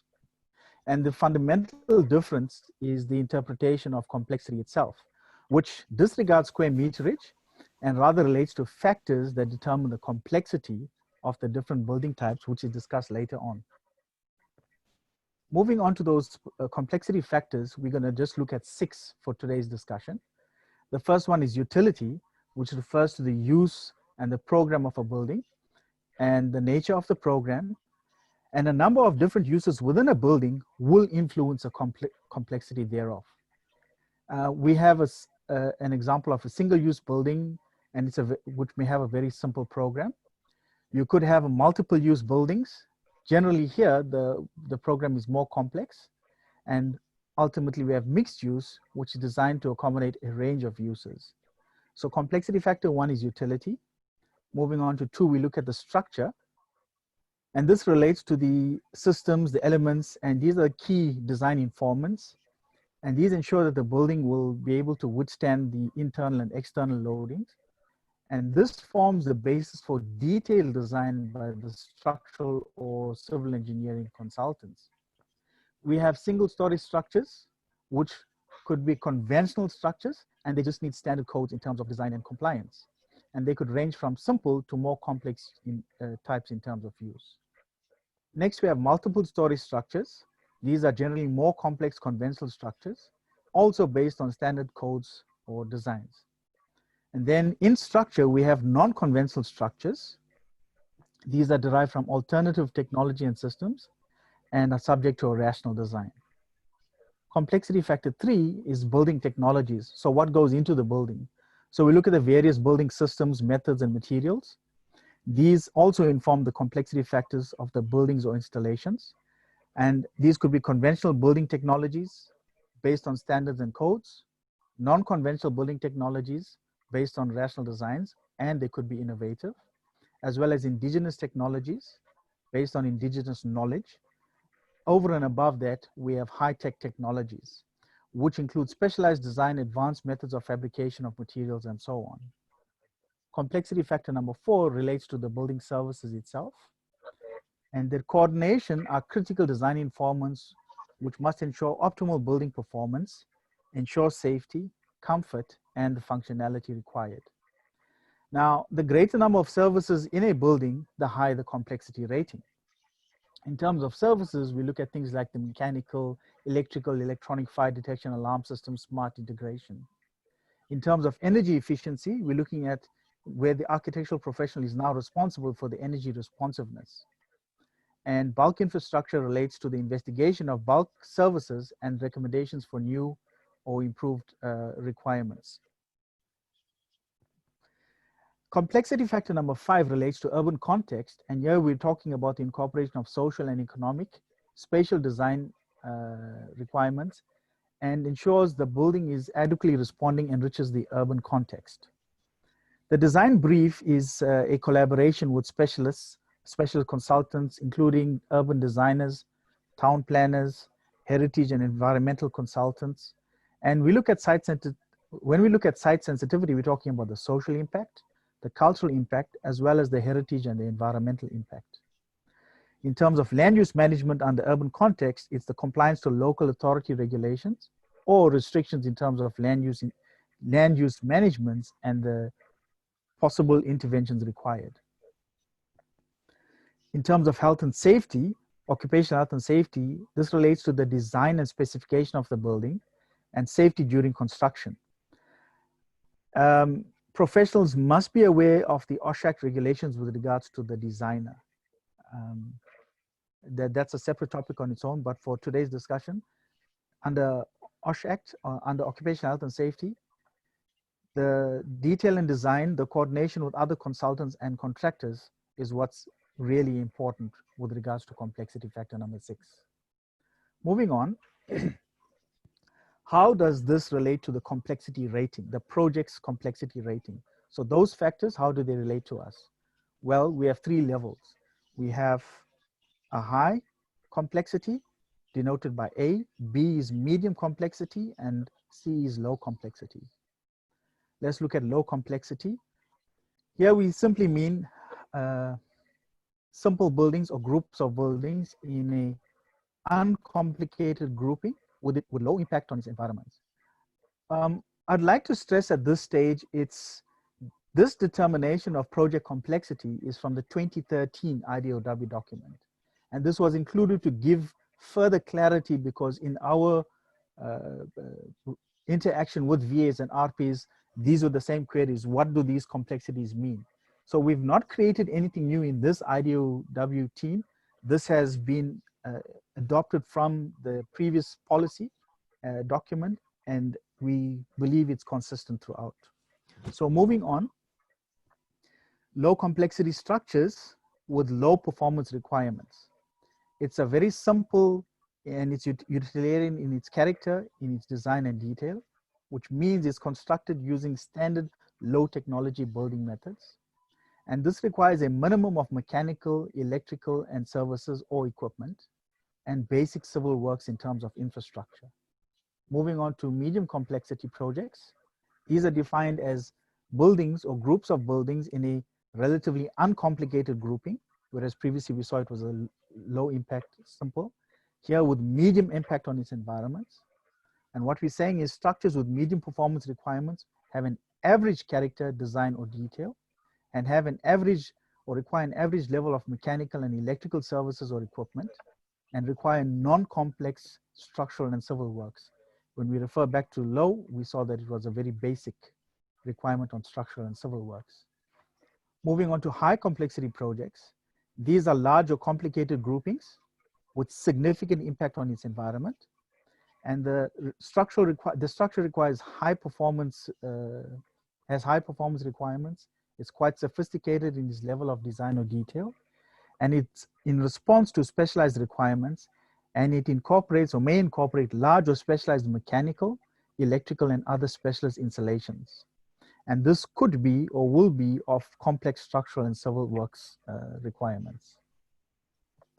In the discussion for today, we're going to refer to 2 building types. One is a surface car park, and the other is a multi-story underground car park. And when you look at the determinations, a surface car park is determined as being or requiring low complexity. So from the complexity factors that we discussed, what goes into the structure and what's required, it's quite straightforward, or requires low complex, or is categorized as low complexity.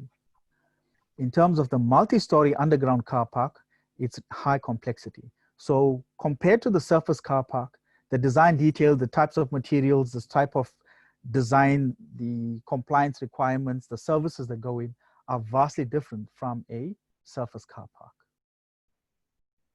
How does this relate to the competencies and skills required to perform architectural work? And again, this is a very high level summary. So how is each competency therefore defined for each category of professional? Well, there's two determining factors for assessment of competence. First is academic training, and second is practice-based experience. The first frame of reference for this assessment is the NQF. And we look at, if you can see my pointer, for architect, these are the educational requirements registered on the NQF: senior architectural technologist, as well as the architectural draftsperson. The second frame of reference is the SACAP 10 defined professional competencies. And these are listed here for ease of reference from 1 to 10. And in today's document, we're just going to look at 4 of them later on. Now, how do the competencies allow? So what we're saying is the competencies must allow an architectural professional to compete and operate internationally. What does this mean? It means that the required considerable benchmarking with competencies set out by other international validation agencies. So when we look at the terminology referring to the learning level or proficiency, we're saying that A is awareness. So for the 10 competencies, in terms of international benchmarking, what do we mean? Awareness simply means acquaintance of relevant concepts and methods without necessarily being skilled to paraphrase the information. In terms of knowledge, we are familiar with relevant information without necessarily being skilled to see the fullest implementation or application. Level C, or next level understanding, refers to a full assimilation and comprehension of information and the skill to correctly paraphrase and relate it to other situations, including its practical application. So we can see there's a progression from awareness, knowledge, understanding, and we move ultimately to ability. In ability, it's required that the person demonstrates skill in analyzing problems, identifying appropriate information for the accomplishment of tasks, and to apply it to the solution of specific problems. So what are some of the examples we're going to look at today? I said 4, and the 4 are architectural design, environmental relationships, construction technology, building services, and related technologies. And this will inform or speak to the previous complexity factors. So for competency 1, architectural design, we see that an architectural draftsperson or a candidate professional architectural draftsperson merely needs to demonstrate knowledge of the fundamentals of the design process. So I'm just going to, for illustrative purposes, go through them, showing that from draftsperson to a technologist, we have to move from knowledge to knowledge of principles and terminology, as well as have an understanding of fundamentals, ability, understanding, and knowledge of the various factors. And when we look at the senior architectural technologist, this person has more demand placed on them for demonstrating competency. So again, it's more than awareness and knowledge and understanding, it's actually the full assimilation in terms of ability. And we look at the architect the same. The key difference between senior tech is the simple multi-story buildings as well as long span structures, whereas the architect is now requiring to demonstrate the ability for complex natures, which is far more than simple and long span. Moving on to competency 2, environmental relationships. We're looking at awareness. A draftsperson just needs to have awareness of environmental relationships. And then again, this is referring to the newly qualified draftsperson, as we'll see with the NQF. It's the new qualifications. The technologist similarly needs to have an awareness of the issues, whereas the senior tech needs to have understanding, and knowledge. And the architect needs to have an understanding, but also the ability to evaluate and an understanding. Construction technologies. We see that the draftsperson merely needs to have the ability to research materials, products, and components, the newly qualified draftsperson, using commercially available referencing material. He needs to know the names, and he needs to have the ability to specify basic building materials on technical drawings and he needs to have the ability to solve construction and design problems in producing working drawings of basic double-story buildings. The senior technologist has to have the ability, the knowledge of construction methods for materials related to simple low-rise buildings, as well as he needs to have the ability to develop. Looking at the senior tech, he needs to have an understanding of construction, and here we have ability and ability, and the architect now is even more, ability on a whole range of factors within construction technologies. Lastly, we're going to look at building and related building services and related technologies. The draftsperson merely needs to demonstrate an understanding of the elementary building services, examples, drainage, hot and cold water supply, and electrical services. Similarly, or differently, the technologist, he needs to have a knowledge of the various technological aspects, knowledge, and here we have far more services compared to the newly qualified draftsperson. The senior technologist has to have more than knowledge, he has to have an understanding as for the integration of the various technological aspects, and the architect needs to have ability to integrate the various technological aspects. So to conclude with this aspect of the competencies, they're all in the SACAP competency book. So how are the education, competencies, and the complexity factors for each category aligned? Well, we see that the NQF, this is what we're referring to here, for each category of professional, there's a required qualification. Look at the NQFs and obviously the various years of study. This relates to the academic training and the practice-based experience for which one is evaluated. And there we have it here. This is a reference against the NQF. This then relates or results in the required competency for that category of registered professional. For each of the, in the blue here, we see the different SACAP competencies. What this does then, it gives us our related competence for that category, which then, okay, we'll come back to that later where we discuss complexity factors. So this is simply the alignment of education with regards to the complexity factors and their training. So the relationship of the professional's education, competence, complexity factors, and building type is shown in Schedule 1 of the complexity ratings of building types in the IDOW. For ease of reference, as the previous example, we have the surface car park, low complexity, and we have the multi-story car park, high complexity. So in summary, what this means is that the project complexity and professional competency of the person, a higher level of project complexity will require a correspondingly greater level of competence. And what we're saying is complexity and competence are related. We cannot separate the two. So we're coming to the last slides now. So in our example of the two car parks, we see that we have, I'm trying to do my pointer. Okay. I can't seem to get the pointer working, but anyway. So we look at this problem type of a surface car park and a multi-story underground car park. We have the same table of competency, but now we have the complexity factors. And there's the complexity factors referred to in terms of utility, structure, building technologies, urban contexts, occupational health and safety, and existing buildings. And this brings us back to this earlier diagram. But we see here that for the surface car park, the project complexity is low, the competency required is low, and this can be done by an architectural draftsperson. Next, we have the multi-story or underground car park. The complexity is high, the competency required is high, and correspondingly, this can be achieved by a senior architectural technologist. How is this reflected in the IDOW? Simply, this is our scope of practice matrix. Here we have, if you can see my mouse, these are the SACAP 10 competencies. These numbers refer to the complexity factors. And for the surface car park, we can see that a C is required all over, and this can be done by any category of registered professional, whereas the multi-story and underground car park is, the competency required is quite high, and this is now related to the competency of a professional architect or a professional senior architectural technologist. And that is the end of my presentation, a very high-level summary of project complexity and the competency required. Back to you, Chair.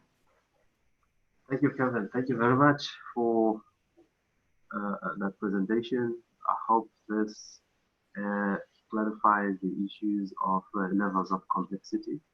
And I know it is not an easy thing to understand, and I think it will take us some time to actually understand the complexities levels. But yeah, this, as we're working on these documents, definitely we will make these available to the RPs and to all registered persons, so that they can be used as a guide. I think now we have actually come to the most critical area, which is Q&A, question and answers. And I don't know, I just want to find out from the panelists. We've been here since 10 o'clock. Do we need a 10 minutes break just to relax, or do we need to continue? May I suggest? I would suggest a break, please. Yes. May we come back at 12 o'clock? It's 11:45 now. Just a break. Yeah. Just a body break. Thank you very much. Come back. Don't switch off. Please don't switch off. Just, yeah. Stand up and stretch. Thank you.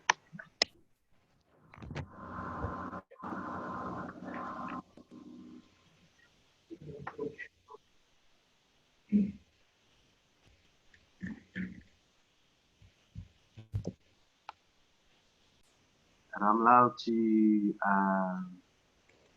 switch off his video and switch off his mic, because you know we have lots of participants. I think more than 159, and we're struggling with the feedback. So if we can only switch on when we speak, and that would be appreciated. Yeah, colleagues, welcome back. Thank you very much for participating in this webinar. I just wanted to, before we go into Q&A, I just wanted to give a background on the issue of Competitions Commission and our consultation. But Advocate Biduli, the registrar, will talk more on this issue with regards to our compliance and how do we relate with the Competitions Commission and CBP and all of that. So we started consulting with Competitions Commission as far back in 2018, and we consulted for IDOW and fees. We actually, I remember at one stage, both committees of IDOW and fees had a meeting with the Competitions Commission, and of course they did not have enough time to actually deliberate more on the fees. I think they deliberated more on the IDOW, and they had to rush for another meeting. But we then secured another meeting with them early this year, where we presented this fee, the guideline that we have presented to you. And there was not much of resistance from their side. Of course, they were not. They just asked questions about the transformation, how are we addressing the issues of transformation, how are we addressing other issues that are related to the profession being opened up for the other people. But that part is actually dealt under the IDOW. So I know that there has been questions around this issue of having consulted have we consulted Competitions Commission? We did, and actually, I don't want to spend too much time on that. I think Advocate Fedili, the registrar, will talk to that. But our last consultation, which took place around February, just before the lockdown, we were asked by Competitions Commission to submit 2 documents. Let us make a formal submission, the IDOW and fees together, so we will get a response or their comment on both documents. But they told us that they will come back to us after a month. But to date, we haven't received anything with regards to those 2 documents. I'm mentioning this because when we gazetted this fee guideline for comments, or consultation, they wrote a letter to SACAP to say they were not happy with what we're doing, because they haven't really come back to us. And it was our view as a council that the Act, is actually mandating us to publish the fees and consult with CBE, but CBE must make sure that we are in line. We are in line with the Competition Commission's requirements and other requirements they want us to actually fulfill. But we've done that, and maybe let me hand over to Registrar Fedili to just give us more on the issue of the Act, and that is mandating us to actually gazette the fee guideline, and then you can speak more on the legal side of it as well. Advocate Fedili, can you add or take over from here just to explain the process that we followed up so far before we go to the Q&A? Well, thank you, Mr. President, and greetings to all the members of the VAs. So basically, having gone through all the comments that we've received from the stakeholders, we've picked up that there were concerns which were raised by some members who indicated that, in fact, who asked the question, has the Competition Commission given approval for the publication of the fee guidelines? And our view is that, firstly, we are established by an Act of Parliament. The Architectural Profession Act gives this council certain powers, and those powers have to be implemented. And the same applies to the Competition Commission. They are established by an Act of Parliament, and that Act gives them certain powers that they must implement. But as far as we are concerned as SACAP, Section 34 of our Act gives us the power to consult with the VAs, and after that we must publish the guidelines fees. However, also in the CBE Act, there's a provision there that says that we have to make sure that the fee guidelines are consistent with the competition laws, with the laws relating to the promotion of competition. So our view is that because this is not mandatory, fee guidelines are guidelines. They're not mandatory. So therefore, we are not contravening the Competition Act. The fee guidelines do not amount to indirect price fixing or collusion. So therefore, we are within our powers to publish the guidelines fees. In fact, we don't need a permission or approval from the Competition Commission to publish the guidelines fees. We have been given the power by Parliament, and ours is to make sure that we publish the guideline fees. However, we must make sure that the guideline fees do not contravene the competition law. And then hence we are saying that this is just a guideline. It is not a mandatory a fee schedule. In fact, the committee also did extensive research to see how other African countries are doing in terms of the fees. And we found that most African countries, the fees are mandatory. in all their legislations, it is mandatory for the councils to publish fees for the profession. However, in South Africa, our legislation is different. So we may need in future to advocate for the mandatory publication of fees rather than a guideline fee, which might not even be adhered to.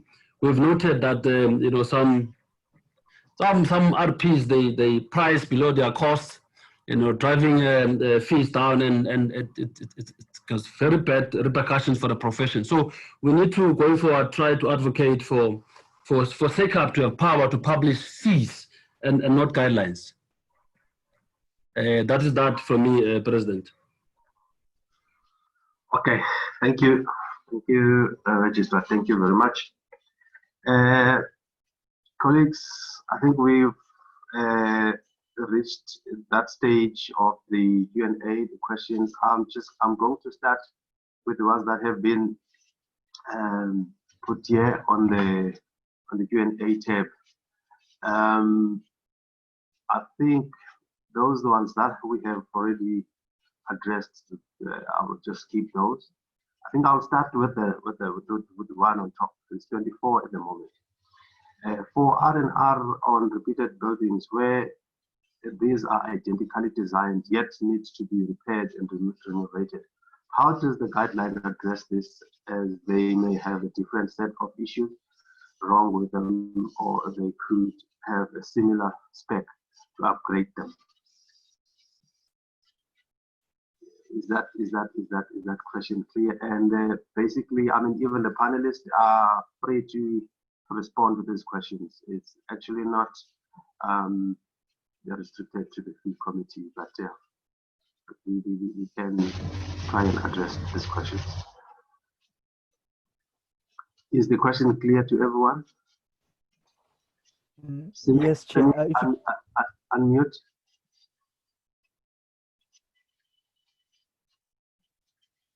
Hello? Simi, you wanted to talk. Can you unmute? You are on mute. Yes, I'm sorry. I don't want to take all the answers, but in this case, we haven't specifically addressed that. It's a combination of the clauses related to alterations and additions and so on. But I think these, you know, the framework would be very long, and the different categories would be too complex to put all of this in. So, as we say in the document, that there's certain jobs that are better as a time charge fee, and where the project has to be repaired and renovated, you know, what would be common sense would be to do it on a time charge basis, to understand the scope of work, because the scope of work is clearly completely different, and you can't. It's not necessarily related to value, cost. Okay, thank you very much. I also have councillors here in the panel. They can also respond. You want to? I think the second question here. Sorry, Chair, if I may come in there. Yes, yes. Kevin. So that question, I can't seem to find it on the chat or the Q&A, but there's also another question similar to that, and I'll try and answer both of them together. So when it comes to the repeat buildings, so if the repeat buildings is on one project, for example, 2,500 RDP houses, then when we look at the definition of complexity, it's no longer a single building. It's multiple buildings, and then the services that go in for that entire project is quite complex. So a person, a draftsperson or technologist or senior tech may do one or more houses individually, but the entire project would require a different level of competency, because the complexity of integrating all the services and dealing with all the consultants is quite different to a single building on its own. Okay. I hope that clarifies that point. Thank you. I think that yeah, the next question again is on the a minimum fee scale that is required, a baseline minimum fee structure, which all firms should adhere to. We need to prohibit firms from undercutting fees and undermining the industry. Is this implementable? That is the question. Basically, I think this is referring to the discounts that are given when bidding, and which has evidently created problems for the profession. So this is the question. I think this question really is. I don't think it should be answered by the committee members. I think it belongs to all of us, because most of us are in practice here, and I know for a fact. Yes. Yes. Can I also throw one or two on that question? I think it brings. It's a very important question because, as I said, we've done research. We've seen how other African countries are dealing with the minimum scale of fees. It is mandatory. In South Africa, it's different. It's a guideline. So we need to be able to push for the amendment of our act to make sure that we align ourselves with other African countries. Why are we being compared to first world countries when we are in a third world country? You know, so we need to try and advocate for Parliament to amend our legislation and make it mandatory for us to publish minimum fee scale. Thank you.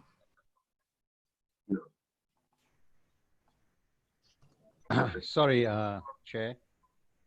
Yes. If I just hop in here, the one issue that I have with the minimum fee scale is that, and I've said this fairly often, is that we have multiple streams of economy in South Africa. Being Natal or Durban based, you have Umhlanga, Phoenix, KwaMashu, for example. You can't expect the same minimum fee to be charged in Umhlanga Ridge and in Umlazi, for example. So that creates another problem. And setting that minimum fee scale will make housing unaffordable, is contrary to government's developmental agenda, etc. So I think that's an important, that's a much longer discussion that needs to be had. Thanks. Thank you, Mr. Videsh.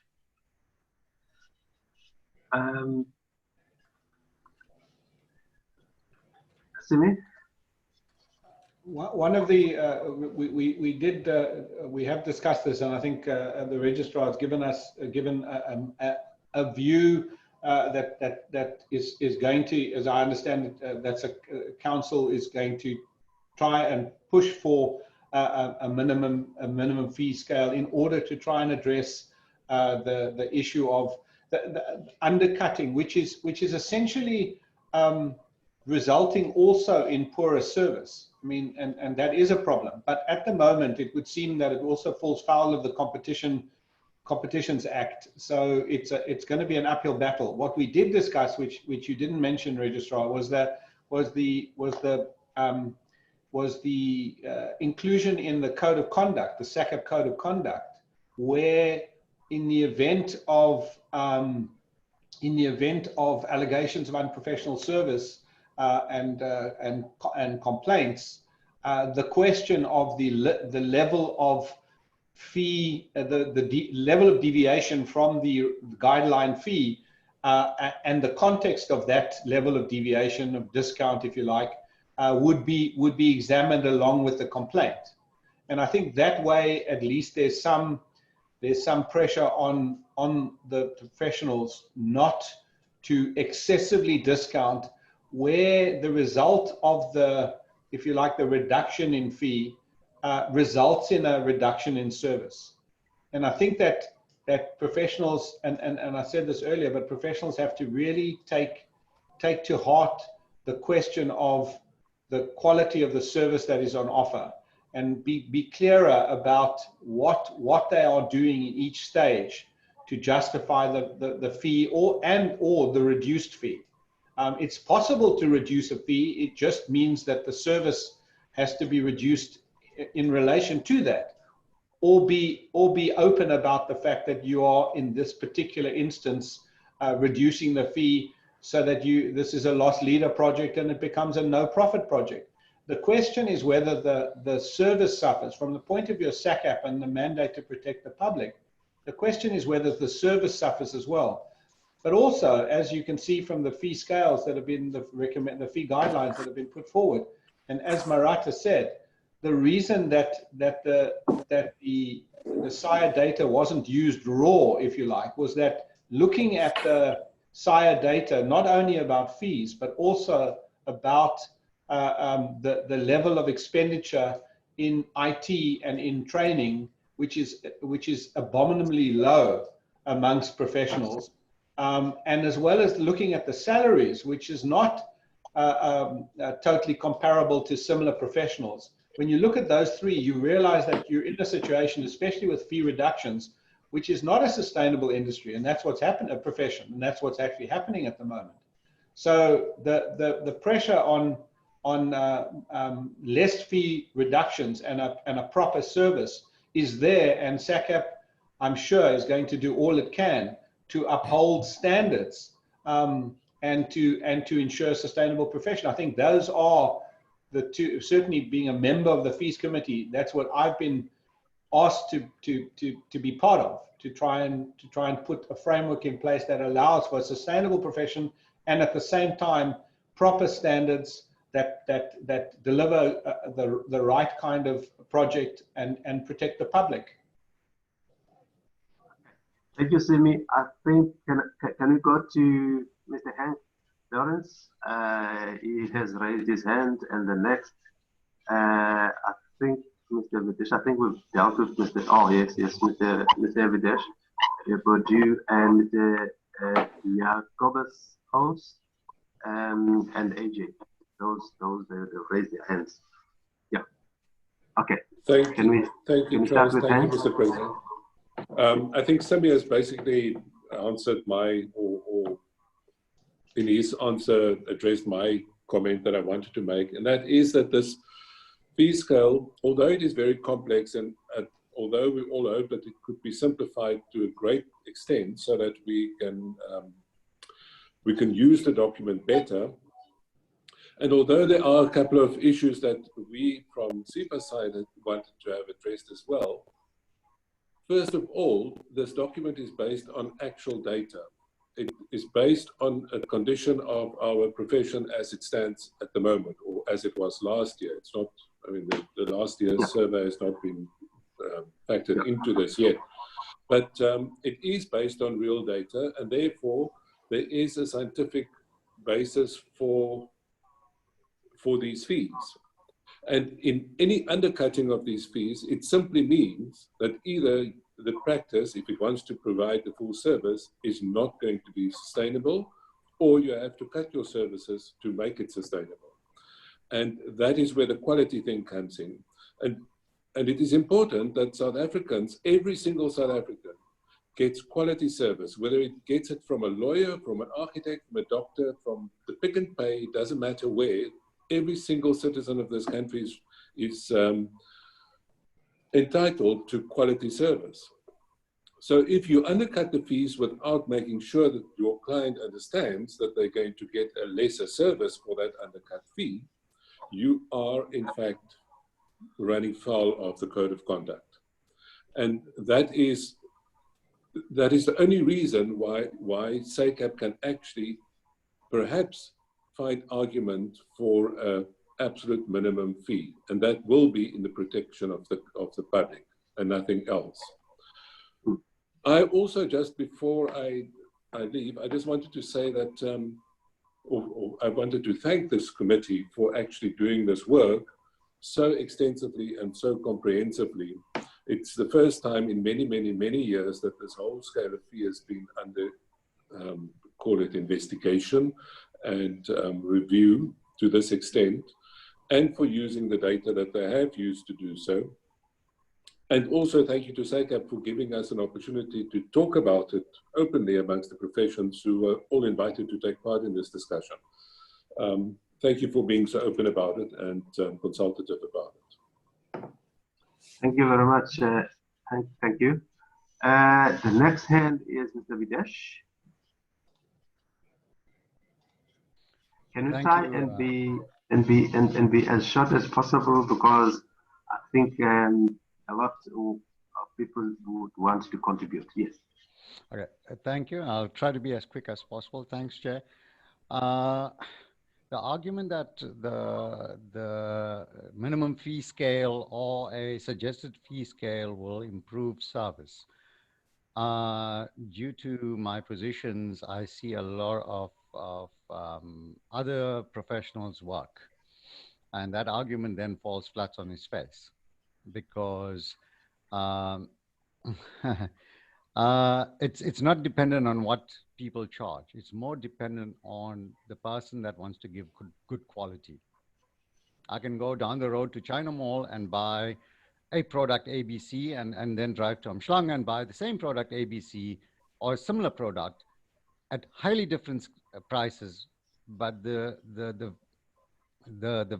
value of the product, the essential value of the product can be very different. I think the point I'm trying to make is that the market will determine who actually remains in the business. If you're undercharging, providing a bad service, you will not be in the market. And fee scale, irrespective of it being a standardized minimum fee scale or anything of that sort, is not going to help the market nor protect the public. The only thing it is helping with, from my point of view, is helping the professional determine what a baseline fee is. So the argument cannot be that you are protecting the public with that. It's all to do with your profits and losses and how you determine as a businessman where your income is coming from. So based on that question about the minimum fee scale, that's what I have to say. Thank you. Thank you very much, Mr. Videsh. Can I go to Jacobus? Yeah, just on Mr. Videsh, on your, we're actually providing a service and not a product in the end. If you start cutting costs, the only thing that you can cut really is your time. And with time, you're going to spend less time on project, and in the end, that amounts to a less quality product.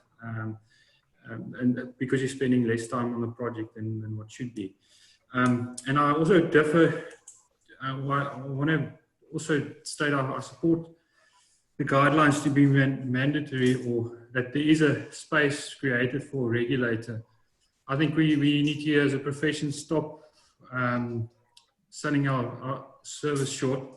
I think if one compares it to other professions, just to get to a qualified professional, the road that it actually takes you, it's a 3 to 5 year minimum, depending on the category of registration. I think architectural studies is one of the most expensive studies to undertake. And the time that is put into the studies, and to get to a qualification, it's 2 years of candidacy at minimum, and then it's continuous CPD training that you have to do. So it's a minimum of 7 years to get to a qualification. And then when you compare it to other professions, I've recently at a property auction, the estate agents are charging 5 to 10% on the sales. And that's not being questioned or not market related, that gets paid. And then we actually as professionals add value to the property class, where you're actually enabling your client to sell a property at a better rate in the future if you provide a decent service. So I think fee guidelines, in essence, yeah, it comes from data being collected and the value that we're actually adding to clients. I think it, yeah, as a profession, we need to start selling ourselves short. It's compared to other professions, it's really, I think the fees that should be charged is reasonable and in line with the research and the data collected. Yeah, thanks. Thank you, Jacobus. Can we move on to AJ Corbett? Thank you very much. I think that this specific matter goes to the heart of the issue here, in that in bidding for our services or providing our services, we essentially are looking at the complexity. We've got a thorough understanding of what it is, just as an accountant or a lawyer or a medical professional would have.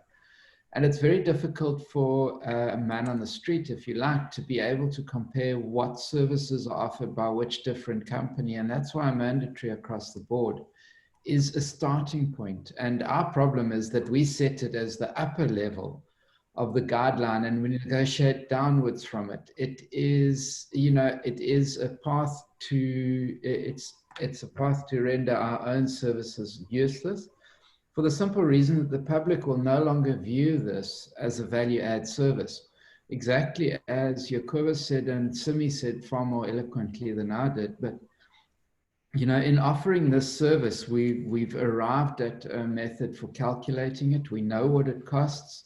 We know what it costs to run the business. And if we are to grow as an industry and grow as a profession, you know, we need to know where we're going with that. When we are in a race to the bottom in bidding for fees with clients and those sorts of things, there's absolutely no ways that we have the opportunity to build our business or build our excellence when the very next project is only going to be judged by how much money we'll take off the fees that we expect at the end of the day. And that's what goes to the core of our profession. And we've seen it. There is an absolute logjam of governmental projects that have been awarded to consultants and those sorts of things that offer the minimum fee possible to do the work. And it doesn't leave us with an environment where there is, you know, sufficient money to grow the industry and sufficient money to train new personnel for transformation and all those things which we would like to do, and which we as design professionals, you know, build ourselves up to. I believe that looking at it this way, you know, is what's leading to the, it's leading to the backstepping of our profession. So when it comes to Advocate for Duli and the opinions of SACAP, we support them entirely. And really, you know, it's a value to the profession to be able to value ourselves as professionals. And I think that, you know, the more that can be understood, the better.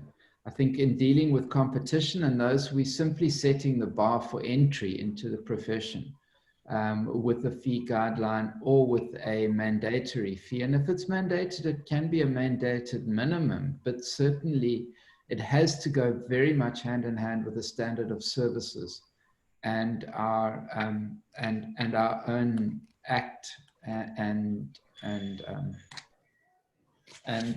delivery requirements as professionals in this field.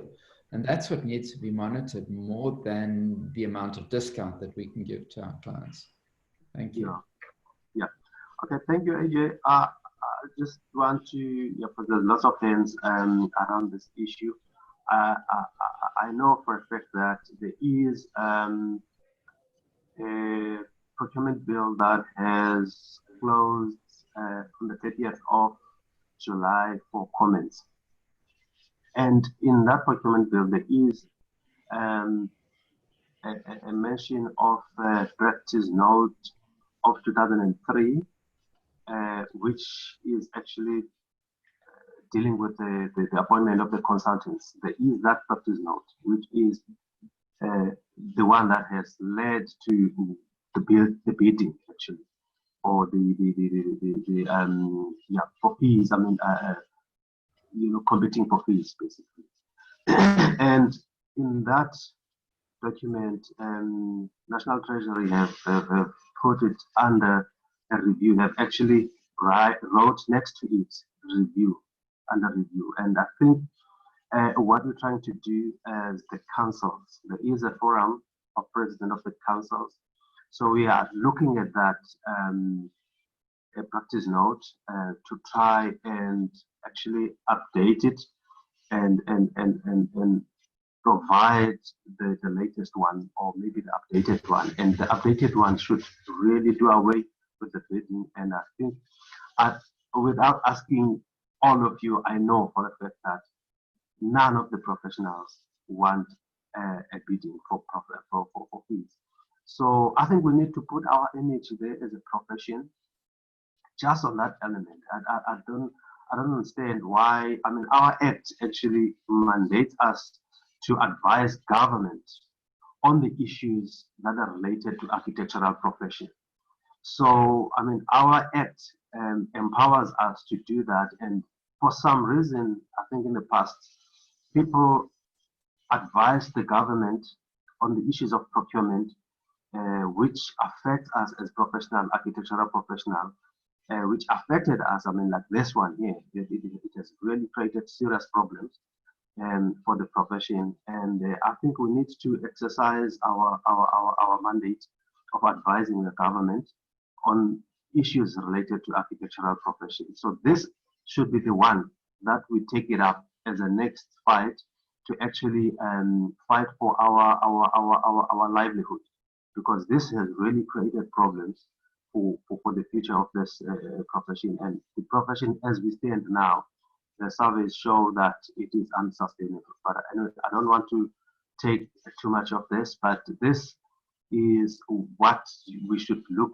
for, and we need to come together as a profession to actually deal with this. You know, we need to sort it out. We need to come up with a proposal of the kind of procurement that we need, which is relevant for us as a profession. You know, not somebody who decides they advise government and then on something that is going to affect us adversely, as this practice note has done. Colleagues, I want to move on to the next end now. I don't know whether we are still dealing with this. I would like us to move on to the next question, but I see the next end is Mr. Smith, Patrick Smith from KZN. Can I take your question? And I'm watching you, Sylvan, already. Can you raise your hand on the thing so that I can just follow you on the. Oh, sorry. Before Patrick, Mr. Andrew Cunningham, Mr. Andrew. He's been there. His hand has been there for a long time. As soon as you finish talking, can you drop your hand down? Can you put your hand down? Okay. You are muted here. Thank you, Mr. President. I just want to make it's been hammered home that this document is a guideline, and I think it's very important to re-emphasize that it is a guideline. You know, the problem that we really have is that a lot of the architects who, when they enter into negotiations on a project, don't really understand what they're being asked to do. And the clients don't understand don't really know what to expect. And that is at the heart of our real problem here. This whole business of a guideline, it actually doesn't solve that problem. We've actually got to start behaving like businessmen. Otherwise, we're just not going to be in business in 10 years' time. We're messing around in an amateurish way in dealing with in our business dealings with our clients. We actually have to sit down with our clients at the start of a job and say, what exactly do you want us to do, so that we have an understanding of what is expected. Once we know what that is, then we can price it. But just trying to guess things from an arbitrary percentage is getting us absolutely nowhere. And we're actually getting deeper and deeper into the mire because we don't understand our business, and we're open to manipulation by project managers and some of our clients who actually get us into a situation where we've agreed a fee, and that fee is then the work which we have to do is not what we thought we had to do in the first place. And we end up doing 2-3 times the amount of work that we thought we were going to have to do for no remuneration, no recompense whatsoever. And unless we fix that side of the business, we aren't going to have a business any longer. Thank you, Chair. Thank you very much, Mr. Cunningham. Mr. Patrick Smith? Is he still with us? Okay, can I take you, Sylvan, ready? Unmute your mic, yes, go ahead. We can't hear you, Sylvan. Sorry, there's a problem there. We can't hear you. There is definitely a problem with your connection with your audio. Okay, can you try and sort it out? May I move on to Dr. Gillian Adendorf while Sylvan is trying to sort out his audio? Through the chair, thank you. I appreciate the comments. I think that one of the largest issues, as we're saying, is this whole idea of discounting of fees. The problem that we now currently have, for instance, in the Eastern Cape, which has become exasperated, is that the bigger provinces are actually tendering in our province. And the guys from Gauteng and that are actually discounting 60 to 70% on their fees to work in our province, which is unsustainable because they are traveling or need to travel and need to coordinate long distance. We actually have to find a solution.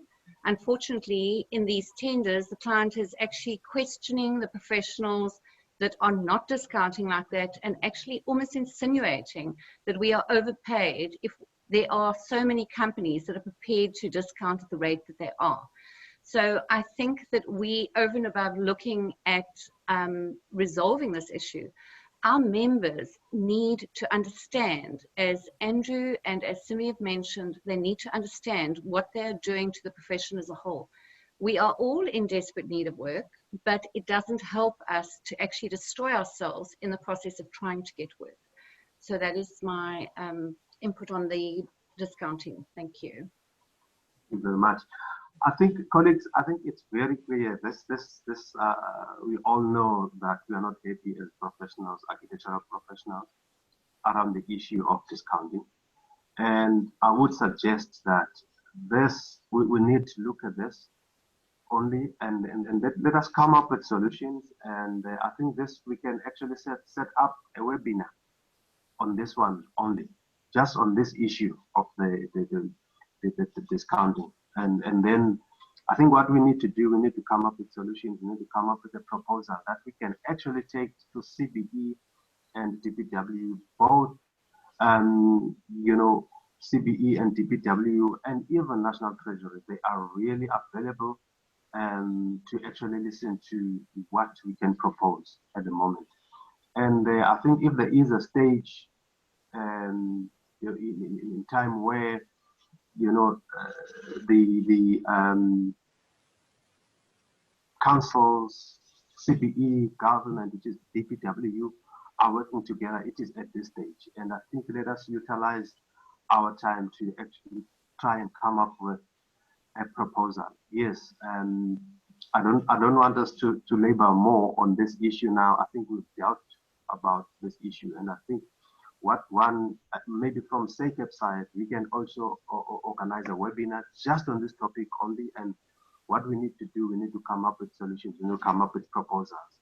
And because it must come from us, from the profession, when we give it, and then we give it to the government. Because already there is evidence that the future of this profession is really bleak, or is even darker because of what we do ourselves, discounting. Colleagues, may I move on to the next? What is Sylvan? Are you still struggling with your audio? Can you try again?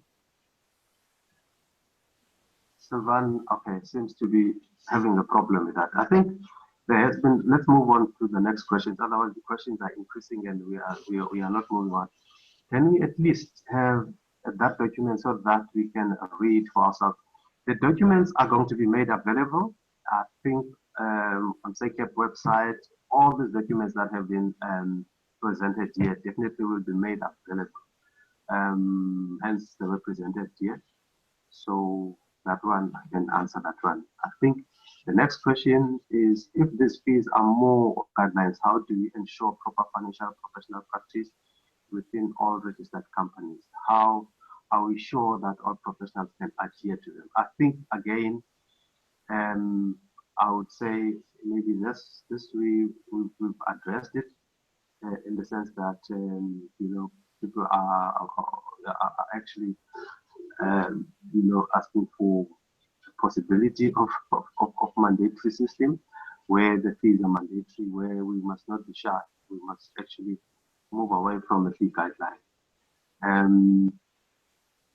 Unless that comes from David, unless there is also, I think, you know, the issue of adherence, again, a guideline is a guideline. It just guides people how, you know, how much then you can negotiate, but the issue of discount is another problem. Okay, let's move to another question. Sandra van der Merwe, the emphasis is in 3% towards the latter stages, prejudice public projects where government limits the fees to 80% of the project value until such time that construction tender is awarded. Please comment. The emphasis, SIFT, I'm not sure what that is supposed to be. In free, is Sandra van der Merwe here? Or Hank, can you assist with that one? Chair, I think it means shift. The percentages shift. Yeah, it shifts. Sorry, thank you, Mr. President. I think Sandra is here. I think Sandra is listening in on the webinar, and Jackie Pereira is here as well. And I think that was also the basis of SIFA's comment, in addition to the comments that was presented by Saya. And I think there is it's part of the same problem, in that we feel that the allocation of fees for the first 3 stages, totaling 32%, is not sufficient to cover the volume of work that needs to be dealt with in those 3 stages. Especially since you have to basically have the entire building resolved, not fully documented, but resolved, right down to materials, by the end of stage 3. We think that there's perhaps a disproportionate amount of fees allocated to the later stages and not sufficient to the first 3 stages. So I think from some members' side, they suggested that we reduce stage 2 a little bit, we add to stage 1 and to stage 3. I think some of us have suggested that perhaps we should reduce stage 4.2 to 20 and stage 3 to 20, increase stage 3 to 20 as well, which I think is perhaps a better balance of the fees. We will then get up to 37% at the end of stage 3. I think, you know, maybe more comments are required before one makes a final decision, but I think that's one of the things that need to be corrected. And I think Sandra's point is that if you're working for the public sector, and from the fee survey or from the latest survey that was done, it's quite clear that approximately about 50% of all work in practices are in fact public sector work. And the public sector demands, according to their work stage programs, the integrated systems, that you document every single stage quite thoroughly and comprehensively up to stage 3. But they will only, once you get to the next stage, is stage 4, to the end of stage 4, they will only pay you 80% of the allocated fee until such time that a contractor is appointed. So even although you may have a lesser fee up to the end of stage 4, you're only going to be paid 80% of it, and the rest of the other 20% may take a year or 2 years before that gets paid out. So it is a big problem. It's not a problem that can entirely be resolved by the allocation of the fees amongst the work stages, but it also has to be addressed with the government and the Department of Public Works and with Treasury to resolve that issue. But I think from our side, one of the big problems is the stage 3 allocation, and perhaps also the stage 1 allocation. There may be a little bit of a jiggling happening amongst those 3, but they should at least total up to something closer to 40%. Okay. Thank you, Hank. Thank you very much about this. And yes, this part, Simi, can you? I know you also sent an email regarding this. Commenting on what Henk has just said.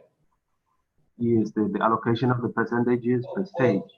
Well, as you know, that I think that following in preparation for this meeting and seeing all the comments, I personally, and again, it hasn't been debated yet by the whole committee, but I personally support and by the way,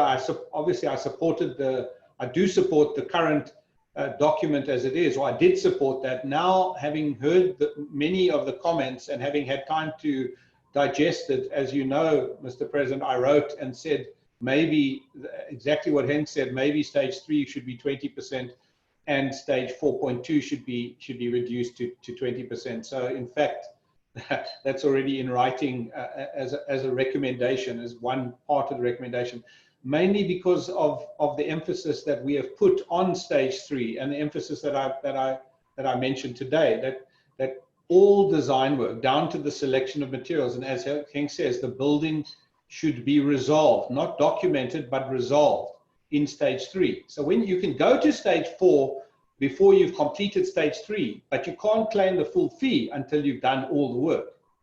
So I think that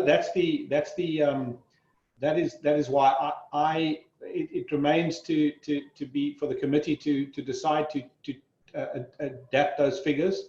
But as I said, that certainly Henk's view, and which is the view of quite a number of people, resonated with me even at this late stage. Okay, thank you very much, Simi. I think yes, this part here still needs some more thinking and contribution in as far as that the spread of allocation of the percentages the stage is concerned. But yeah. Please keep on bringing those suggestions, those recommendations. Yeah, because we are still in consultation and we need to include all the consultation, I mean the comments. I think the next question was from Christy Yaga. Will a copy of proposed amended document incorporating the red highlights be made available? Yes, definitely. That will be made available, Chris. Teboho, Rametse, where can we get a copy of presentation? Definitely, I think this will be posted on the SACAP website, and I think the registrar will make sure that you get this information. The next one, which is the La Vela Riga, does the proportioning of fees to be paid to the professional for the project for each stage take into account the professional's cost that would be covered in each stage in relation to the project? How are these figures being validated beside workload ratio? I think again this is linked to the proportioning of the percentages to the stages, and I think we've dealt with this one. I think there's the more information. I think this needs to be discussed, and please forward some more recommendation on this one. But Simi, I see you raising your hand, and you want to. First, I think it's a good question that Lavelle. I'm not sure if it's anyway. It's a good question, and I think that there is a merit in saying the following: that we don't have enough data on the costs per work stage from enough people. And we didn't get the SIA survey didn't cover it, but that is because you know, the sad fact is that most architectural, not most, a significant percentage, I think it's 50 or 50% of them, or maybe more, don't keep proper time sheets and don't review proper time. So all of us sitting around here, or all of you, I'd like to say, or most of you, because we actually do it as a practice. If you don't keep records, you don't know the costs. And the SIA survey has highlighted the fact that most practices either don't actually keep records or they don't review them properly. and they have no business plan, and so on and so forth. So as businesses, we're not doing that well. But it is a great question, and both SACAP, I'm sure, and SIRE would dearly love to add to the surveys, the annual surveys, a questionnaire around the costs. There has been talk with a company like Fresh Projects, who do online timesheet management for. There has been talk with them where they get their members to anonymously allow the data that has been input into Fresh Projects to be analyzed in terms of the work stages. And they are progressing slowly. They haven't gone very far. They need a representative number of practices to agree to share the data, to be able to analyze the data, aggregate it so that it's invisible you can't tell who it comes from, and then provide that data as percentages of work stages, because it is incredibly important data. But one of the other problems that we've come across when discussing it with them is that people incorrectly allocate their time. So like a classic example is exactly what we've been talking about. The selection of tiles, it's a silly example, but let's use it, or the selection of the carpet is a properly done, it's a stage 3 task. But yet I'd say that 98% of practices allocate that in terms of when they do it to stage 4.2. If they do it, they put it into that time. So time is skewed relative to decisions like that. If we manage to get practices to take the scope of work and allocation of work per work stage seriously and document the time properly over a period of time, we would have great data to be able to answer that question and to validate what is currently if you like, anecdotal, widely discussed, but anecdotal evidence that the work stages in the first 3 stages are stated in terms of percentages. Maybe now in the current document they're slightly understated, but as I've just said, but we need data, and that data requires the architectural practices across all the various categories to keep very good data, and then to examine that data. Thank you. Thank you, Simi. Thank you. I think there has been an emphasis, in fact, with the survey that has been conducted by SIRE, that SACAP wants to join in and also bring in other VAs so that we can have a data, which is covering right across the categories of the profession. And this is something that we're looking at next year, and I really request for the professionals to participate, especially those practicing. In fact, anyone, even if you don't practice. But when the problem has been the response to those surveys, it is not as good as we think it should be. And going forward, and I think we must just, as a profession, make sure that we really take this one serious. And then I think it's a survey that we need to do almost every year, so that at least we get to the bottom of the actual cost, so that we can have more accurate fees to look at. Can I take your hand, Mr. Videsh, and then move forward? Just an agreement from your last point, or for your last point, on behalf of CYBID, and hopefully the other VAs join in. As Mr. Simi was saying, this is the data was taken from a SIRE survey. I would actually suggest that SACAP run with the survey. SACAP runs with the survey. SACAP gets all the VAs involved, the other professionals, or people that are not even registered with voluntary associations involved. So it becomes a proper public participation in the survey. That will then help with a proper market or knowledge from the market, based from all different communities. I see just on the chat or on the question and answers, Ray has made a point earlier also that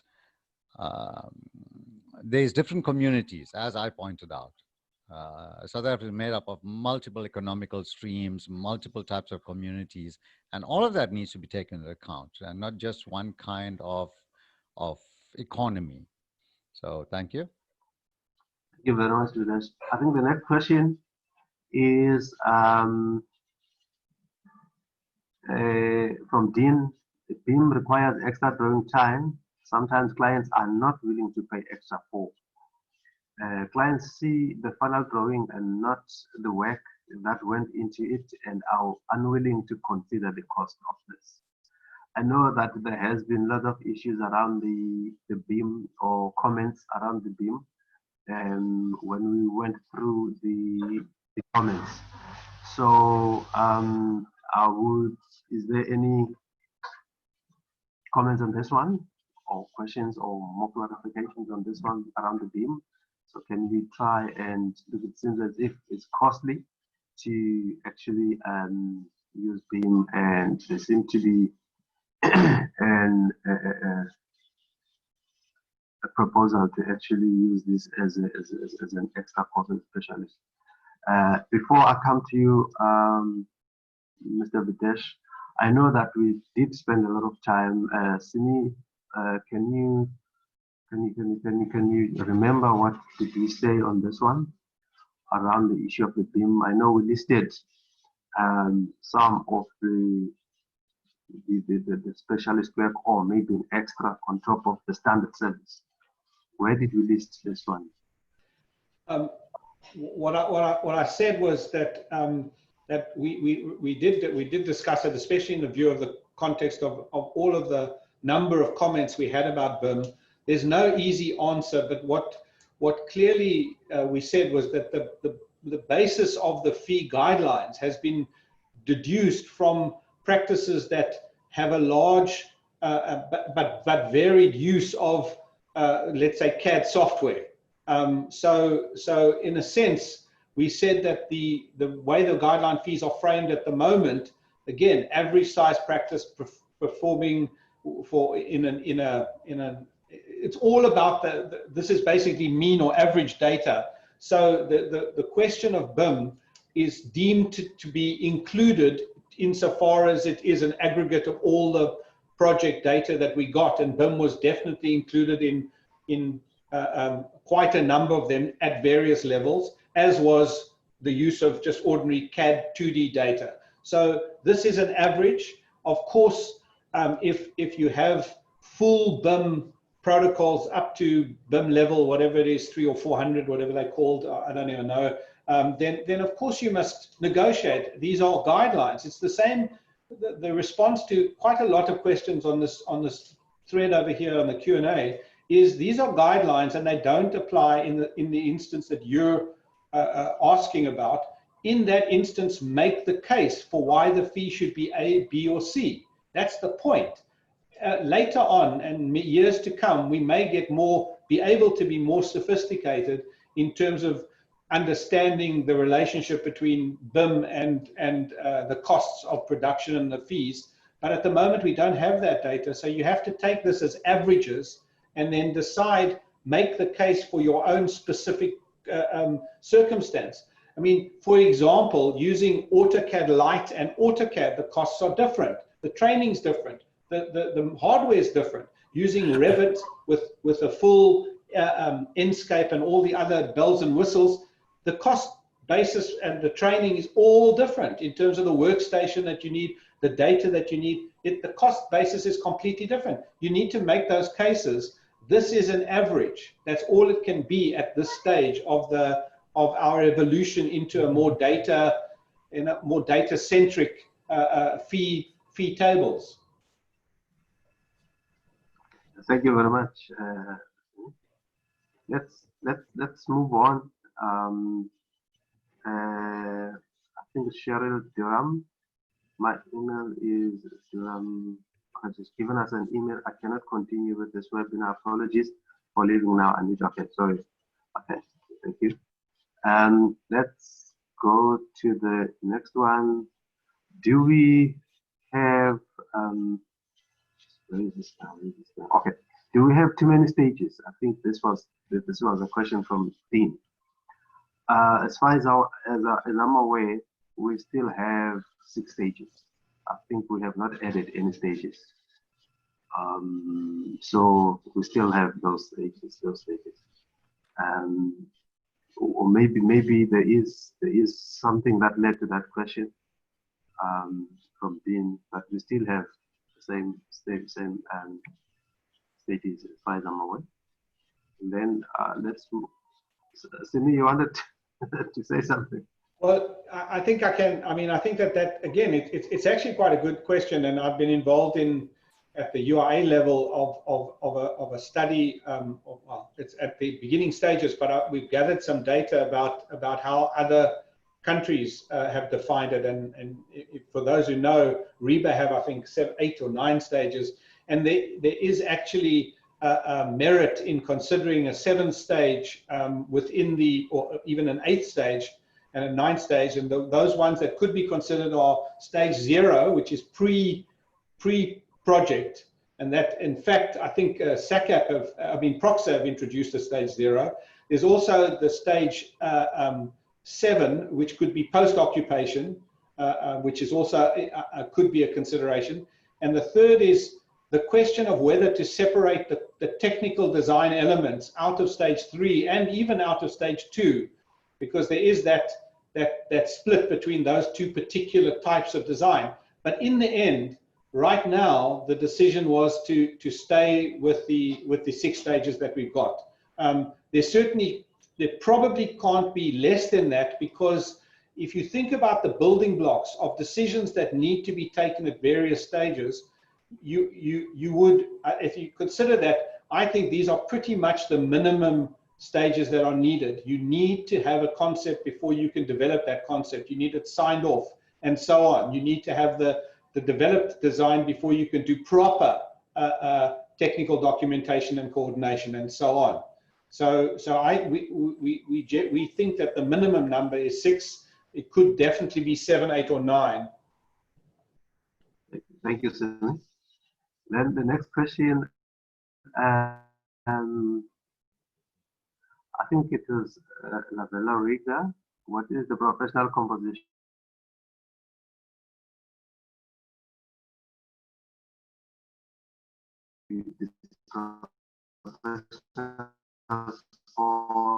under percentile basis and numbers of each business model might be?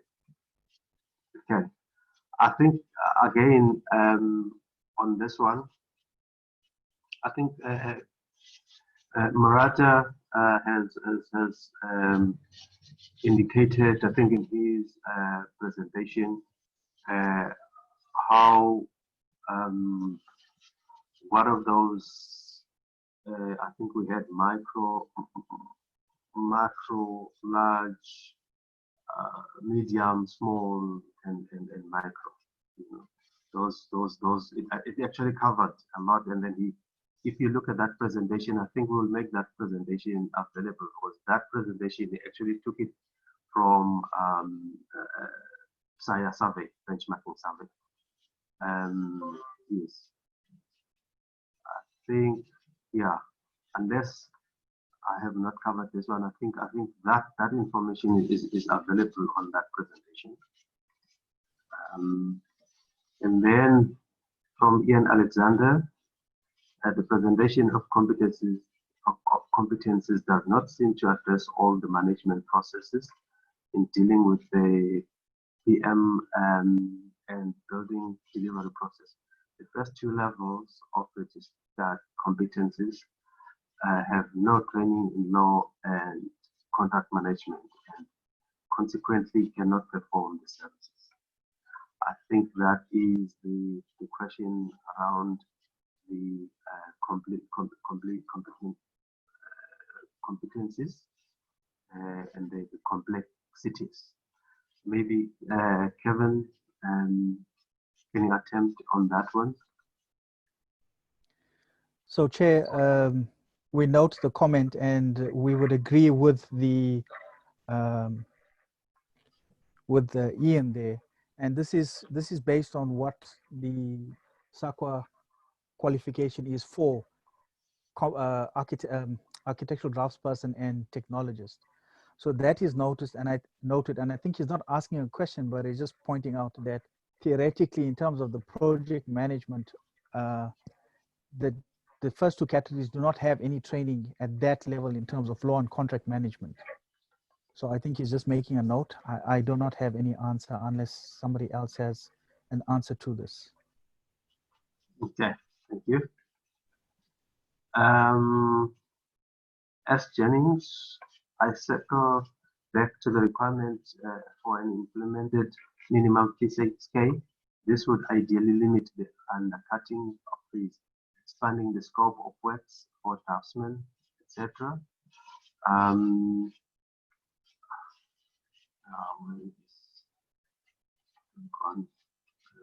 Just lost that question now. I don't know. I think as the questions are coming, so I've lost that question now.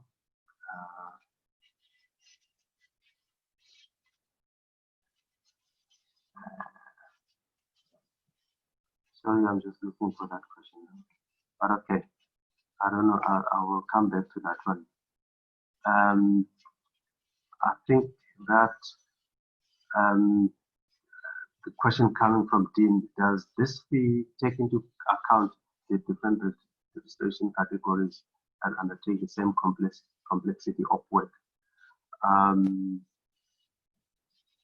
You can answer that.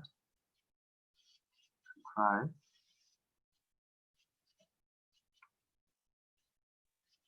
This, Kevin, I mean, can you link this to the question of complexity again? Chair, I think it's a fee question. And I think if I read correctly what the writer is asking, does this fee take, so in other words, if an architect does a work down to a project that's of low complexity, does he change his scale or her change her scale? That's the way I read it. I could be wrong. But in terms of complexity, it's very straightforward. What is required for the project? What is the level of competency required for that complexity? So if this is a fee question, I cannot comment. I have no input on this part. But complexity is self-explanatory, and I'd like to leave it at that. Right. Thank you. I understand that the data is from SAIA, however, it is from the municipal submission from all provinces or specific one. I think maybe Devo wants to clear, yes, the data comes from SAIA. He says, however, it is from the municipal submission from all provinces or specific one. No, this one is the SAIA benchmarking survey, which was undertaken 2018 and 2019. And as we said, that the next one, there is also, by the way, another survey which was undertaken by SAIA this year, the 2020 survey, but we have committed ourselves as SACAP to work with SAIA and all other VAs to continue with the survey that will cut across the categories. Then, Chris Diage, if so much is expected to be incorporated in work stage 3 for only 15% of fee, what will be done in work stage 4.2 for 25% of fee? I think the expected deliverables for work stage 3 need to be reassessed. I think, yeah, this Chris, has already, I think there is a suggestion that came from Hank that probably we will look into that stage, maybe to make it higher in terms of percentage. Yeah.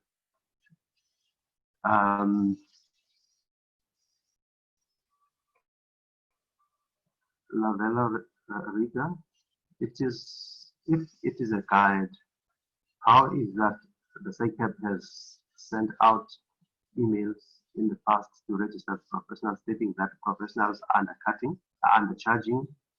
Fees cannot be mandated for the profession, the professionals in the industry. Otherwise, for which registered professionals referring to category are fees being mandated for? Registrar, can I ask you to answer that one? I remember that issue quite clear. Chair, I missed the question. If you could please repeat the question for me. If it is a guideline, how is it that the SACAP has sent out emails in the past to registered professionals stating that professionals are undercharging? Fees cannot be mandated for the profession, the professionals and the industry. Otherwise, for which registered professionals referring to category are fees being mandated for? Well, I think this question. Yeah. I think if you recall, the communication that we sent out to the profession was that undercutting has detrimental effect to the profession because you hardly can cover your costs if you're undercutting. It is not sustainable. So we can never build a sustainable profession if professionals are deliberately undercutting. In fact, under the Competition Act, if you price below your average variable cost, you can be found guilty of contravening the Competition Act. So basically, if you price below cost, you are not allowed by law. You should make sure that at least when you price, you cover your costs, you cover your overheads, and also have a markup, a reasonable markup. You can't price below cost. It's just not sustainable.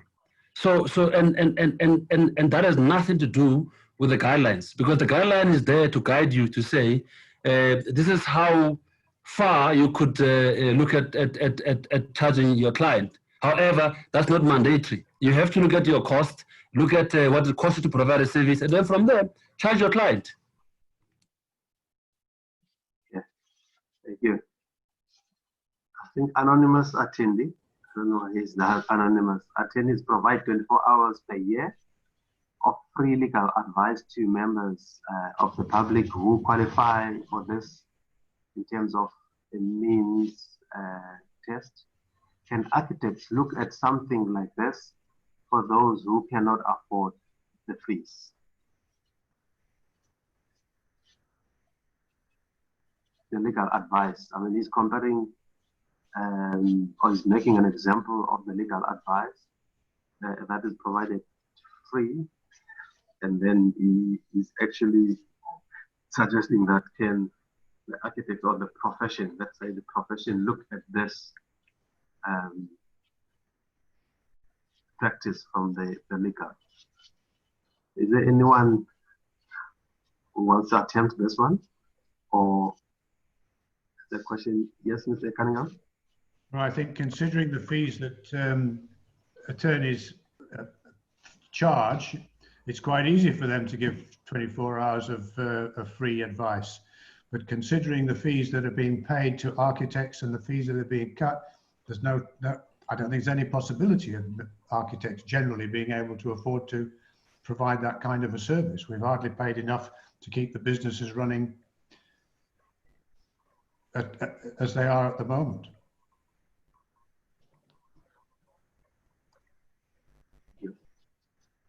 Thank you.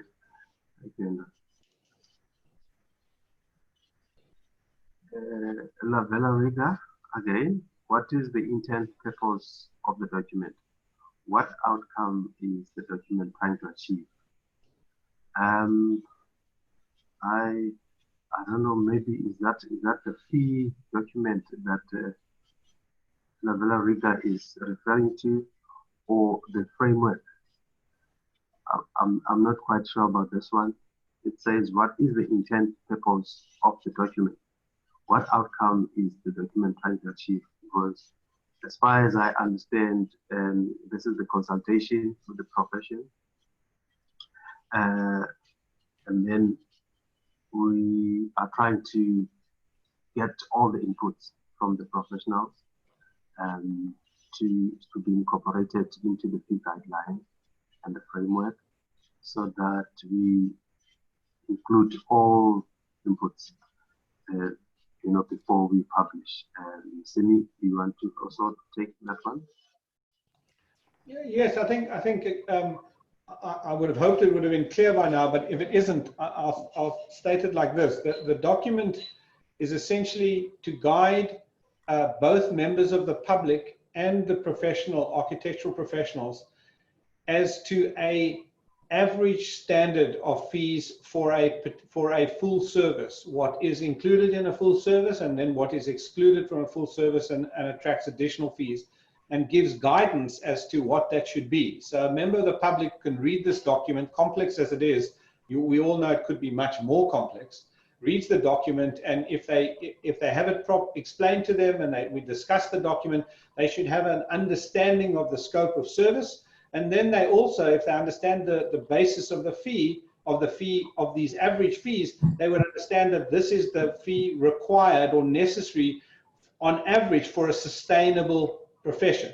Then when the registered professional then submits a fee proposal, which is somehow is either in line with or is under or over the guidelines, the registered professional should be explaining why that is the case, both from an overall point of view, saying, the fee is an average fee, but I'm actually in a high cost center like Johannesburg and I have to charge more, or there's traveling or whatever, or I have expensive computers and dual monitors for all my staff. However you want to state what is over and above average, or effectively how you reduce your fees, the basis of that discussion are the documents in front of you. And I think that's how they should be used, because what should not be done is the fee, and it actually expressly states it in the document, it shouldn't be used as the start of the basket of fee calculations that project managers and quantity surveyors are so fond of. It should start from the point of view of a full service for an average project. And who knows what an average project, but you've got to, what is the norm? You then have to decide whether you fit into the norm, or whether your overheads are lower, or your staff costs are lower, or you're more efficient, however you want to do it, or you accept lower profits. Whatever it is, you can use this document as the starting point and a basis for discussion and negotiation. But clearly, as the registrar said, undercutting, in other words, pricing yourself to the point where the business is not sustainable, or you force yourself to cut service without actually disclosing the fact that you cut service. Because in fact, we all know that the architectural service over the life of a project is long. So there are all sorts of ways that you can, if you're able to trim that service, do the coordination slightly differently and less thoroughly. Review the drawings for consultants, for subcontractors less thoroughly. The inspections, go do your inspections quicker and less on a more cursory level. There's so many subtle ways you can not do your job properly. And of course, I'd like to think most professionals have this a duty of care, or they have standards to adhere to, so they don't willingly or knowingly offer a substandard service. But if the pressure is on, where literally you're not able to sustain yourself because you're not getting paid enough, you have to take evasive action and take survival action. So this document provides the framework for discussion. It also, as the registrar said, and as I emphasized, that in the event that there has been excessive or rather large deviations from the framework, in the event of a complaint, the question of what kind of a service one delivered for a particular fee, if it deviates too drastically, would also be under consideration. Yeah. Hope that helps. Thank you, sir. I think the next question is from Papi Vesi. What is the panel's view on working on risk? This issue is becoming the norm even the government projects where professionals are required to work on risk from stage 1 to 3 and only being paid at that point. This impacts micro to medium practices that rely on constant cash flow to survive. The issue of working on risk, can we attempt on this one?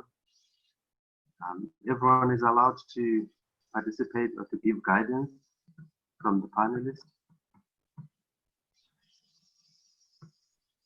Any volunteer to deal with this one?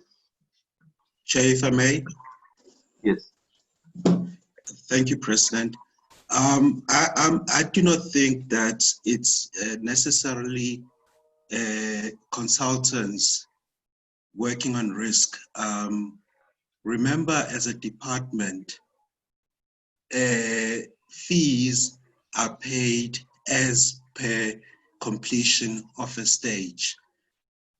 At times when the Department of Public Works and certainly other similar departments, fees are generally paid at the point where sketch plan completion has been achieved.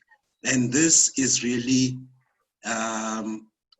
you know, it's coming from client departments whereby you know, a client department would instruct the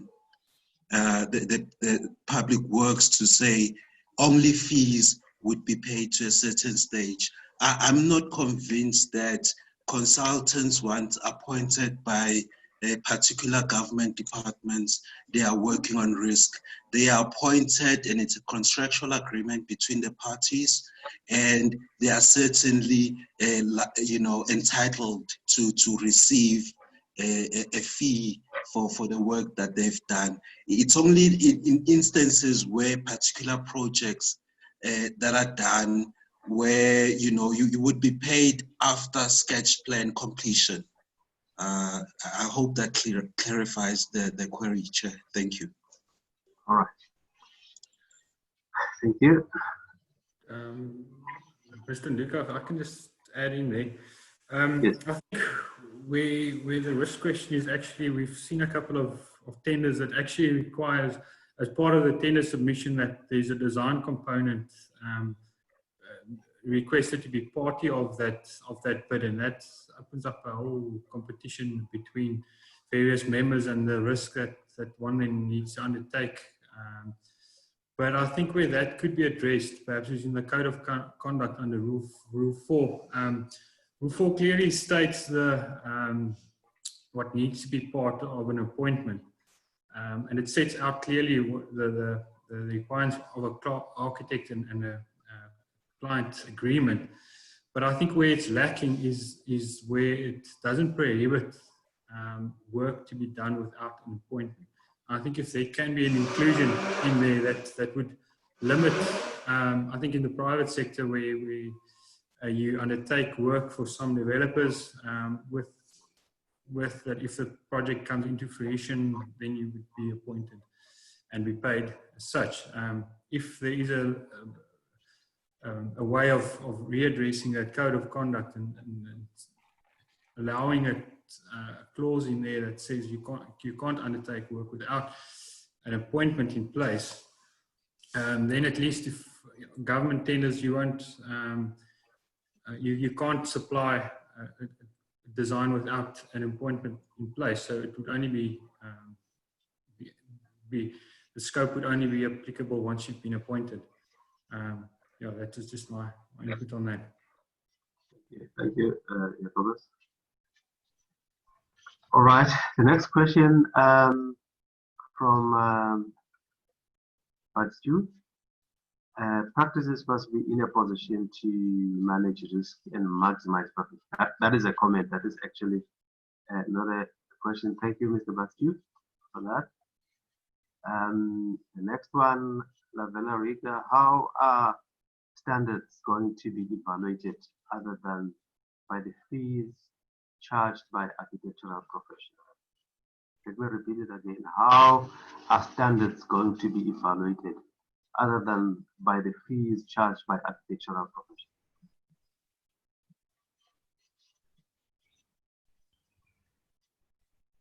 anyone in the panelists who want to try and attempt that one? Standards are going to be evaluated. Chair, if I may. Yes. So it is unclear what standards the writer is referring to, but it's quite clear that project complexity is what the fees are based on. And so that is the standard. And that complexity is determined by education, by what goes into the building, the various factors that speak to that. So it is unclear what standard this question is referring to. But in terms of saying that the fee is proposed at this, for this project complexity, that is the standard.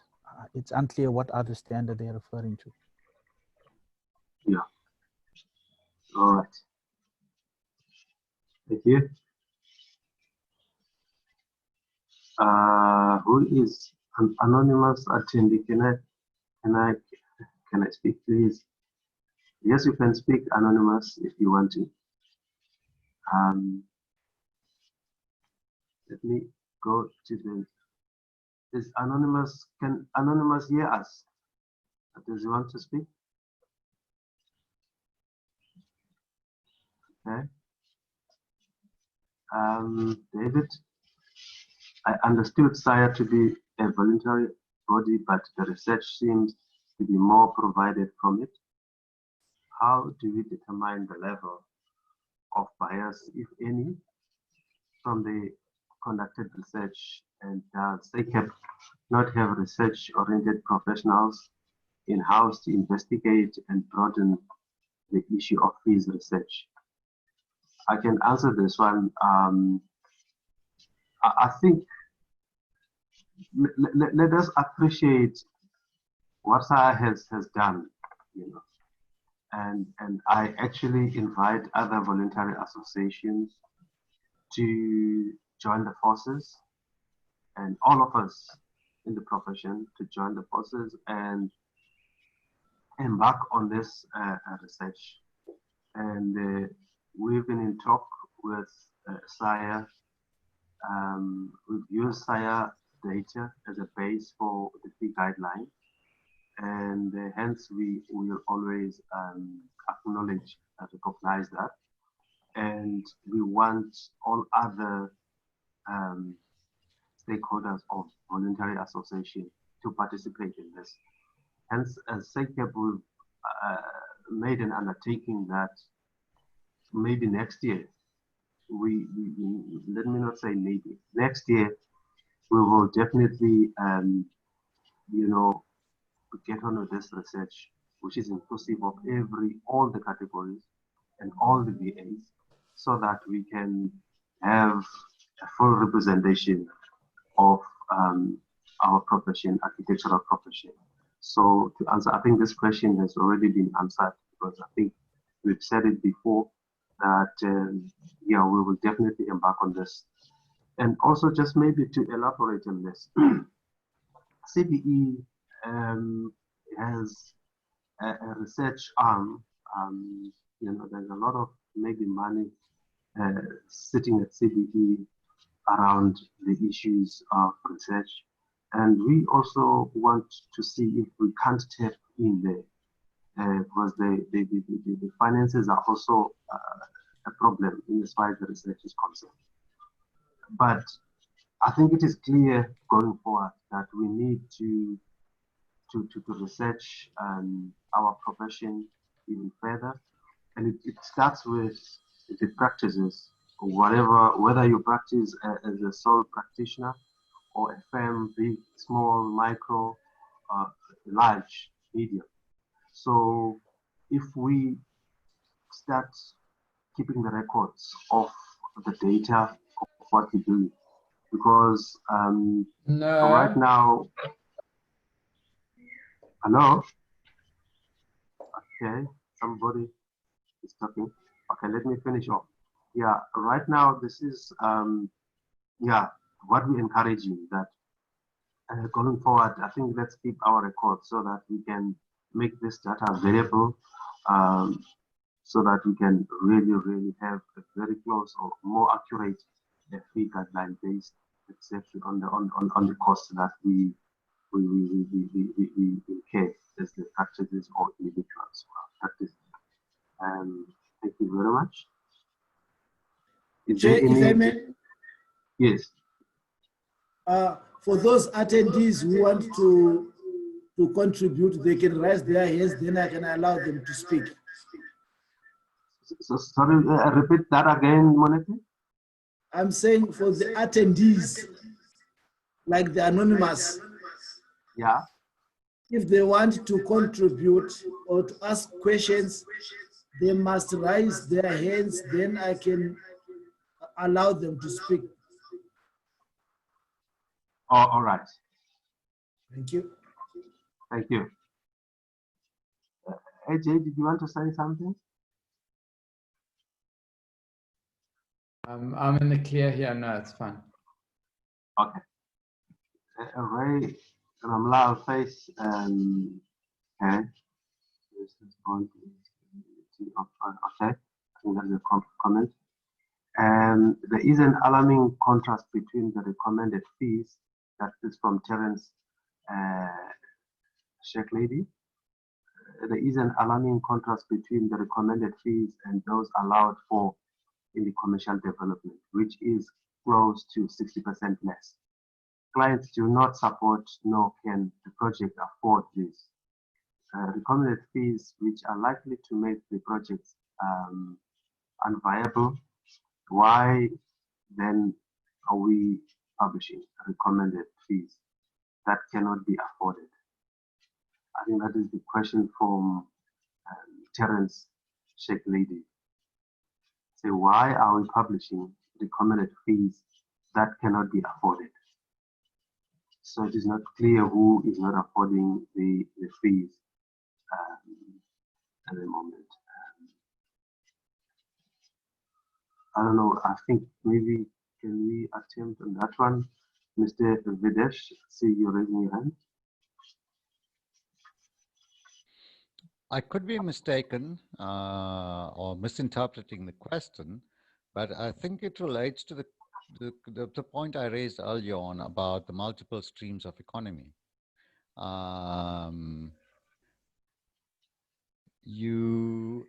There is, especially for housing, right? You can't. Or think about the RDP housing down in the outskirts, in the rural areas. If you charge this fee there,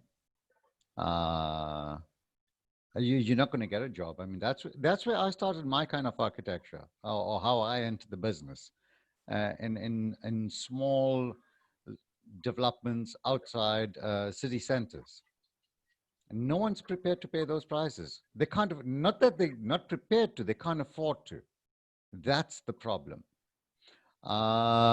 Yes, in the urban areas, in the middle upper class areas, these fees might be the recommended scale, and it might be affordable. But then we are excluding a whole big population of the country if we start using this for recommended minimum fees and stuff like that. Having said that, in parentheses, which is close to 60% less for commercial developments, I don't agree with that statement. So I'm not understanding it, one of the two. Thanks. Okay, thank you. I think again, this question again, I think you know, if you're referring to the different economies of scale, again, I want to repeat it again that this is the start of a long journey. I don't think it should be a long journey, because I don't think we should take more than 5 years, you know, without finding answers that are being asked that we are unable to answer or respond to now, in terms of the nitty-gritties, the detailed levels of different economies of scale. I think going forward, this is something that we need to really engage on. I think the only way is through survey, is to you know, get the data from the practices, from the individuals that have practiced. You know, we've been in practice for many years in this country. Architecture has been in practice for many years. I mean, in all different, at all different levels. I think that is the information. Let me set it on record that SACAP is allowing, or it allows each and every individual to contribute to this. So this is not only limited to certain categories or maybe to certain VAs. All the VAs are allowed to contribute. And I think as a profession, what we should work towards is to contribute and submit information so that everyone is catered for as we go forward. So hence, there is an emphasis that going forward, there will be surveys with SACAP and also all the VAs to try and cover all the categories in the architectural profession. So it's good, you know, what has happened actually in this in the comments in this consultation is that I'd say 80% of the respondents have asked questions and provided answers, like to say, how about this? I mean, ask this question and then says how and recommend. How about this? Can you look into this? And that really has made it easy for us as a committee to deal with the comments and also the recommendations from the RPs, from the VAs as well. I want to encourage each and every individual that no one is prohibited to provide answers or to provide recommendations. I mean, if you have something that you can put on the table that will be useful to answer these questions or that we are unable to answer in terms of the level and differences in terms of the practices, please feel free, come forward, provide that information. Thank you very much. Okay, I think now we're going to 2022, and then we've been, I think our last break was, I think at 12. I don't know, must we take another break at 1:45 or at 2 o'clock so that after we come back and wrap up, or let's continue and then we'll take another break at 2. I think Mr. Ian Alexander, yes, that it was the way it has been, particularly as many appointments are only to 4.1. I think he's answering there. Alessio Lakovic, yeah, sorry if I'm spelling your surname wrong. How can you spend time selecting tiles and carpets, as you say, in stage 3, and expect that by the time you start construction and those materials are actually needed or need to be ordered by the contractor or your client to be available, especially when you have a big obstacle like council in the way. You are opening yourself up for having to do that work twice. Simi? Yeah, I mean, I think that is a key question, and maybe the document doesn't explain it correctly. The point is that all design work takes place in stage 3, but that does not mean it can't overlap with stage 4. So what we're saying is you can take the selection of tiles and carpets, for example, the final selection of tiles and carpets do it at the same time as you document the rest of the building or at the appropriate time. The point is that it's still a design decision and a design resolution issue, which means that you can't claim for the entire stage 3 if you haven't done all the work related to stage 3. And that's an important concept. The other part of that is also critical. The more design work that you can do, and there may be things like carpets and tiles that you decide to leave for later for whatever reason, the more design work you can do, the more you bed down the interrelated fixtures and fittings, Because as you all know, there's a fundamental difference between the construction detailing of a timber floor versus a tiled floor versus a carpet. And in order, if you don't settle those things in stage 3, then you are opening yourself up to uncertainties when you document the building in stage 4.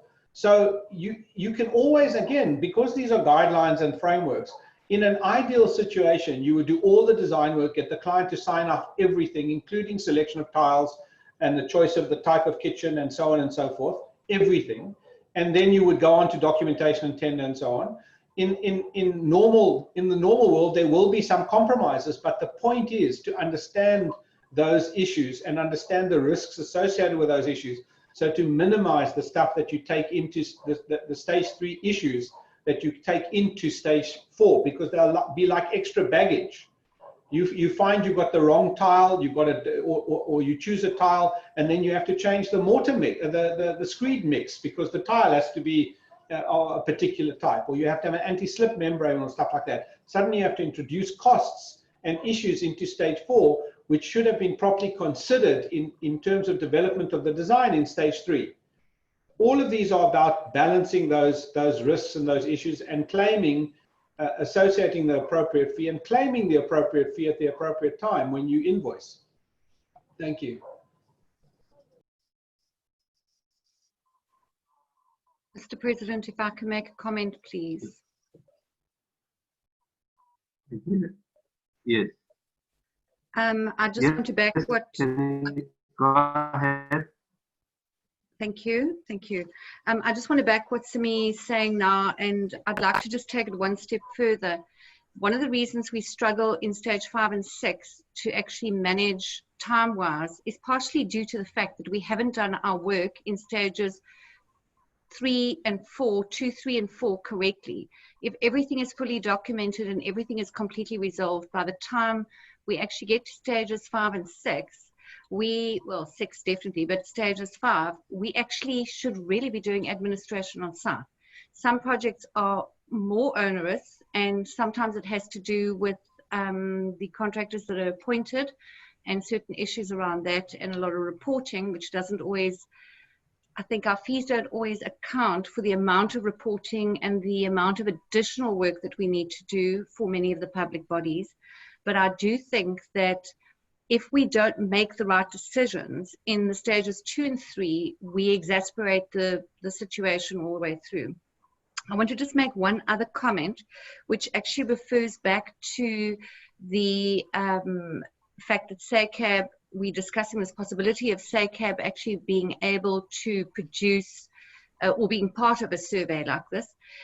One of the things SAI has experienced is a issue to get all our members to understand the critical input and how important it is for them to partake in the survey. I would suggest that if we're looking at this from a SAI level, that we put some sort of incentive in for members to encourage all the members across the board to partake in the survey, so that we are able to get a reasonably broad spectrum of data. Data is gold, we know that. That is how we're going to actually be able to really work out the way forward for us in the future. And the more often we are able to, if we can do it yearly as a complete profession, it's going to make a big difference for us. Thank you. Thank you, Doctor. Thank you. I think there's a comment from Ian Alexander. It seems not to be understood that the SAIA survey is run by an independent business specializing in professional survey.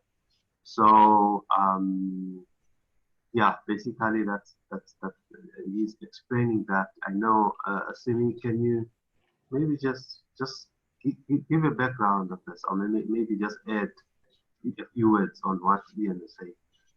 I think okay, it's essentially that SAIA started about 2-3 years ago. We decided to do a survey.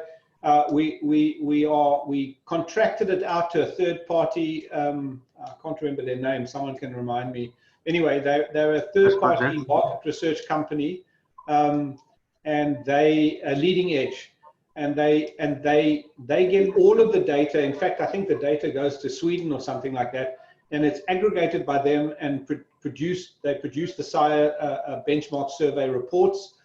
The SAIA themselves see none of the data. We don't even know who has, and that's problematic as well. We don't even know who's filled out the survey and who hasn't. We don't even get that data.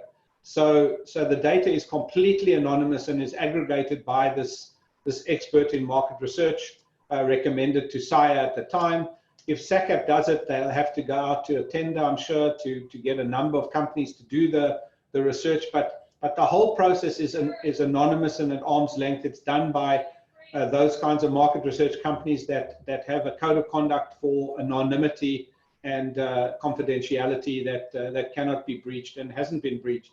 My experience with it is that much as we'd like some of the data, because that way we could chase up who hasn't filled in the surveys and so on, like, we get very little, if any, data to be able to do that stuff. It's all anonymous and at arm's length. Thank you, Stephen. Thank you. President, if I may. There is a... Sorry, President. Yes. Yes, President.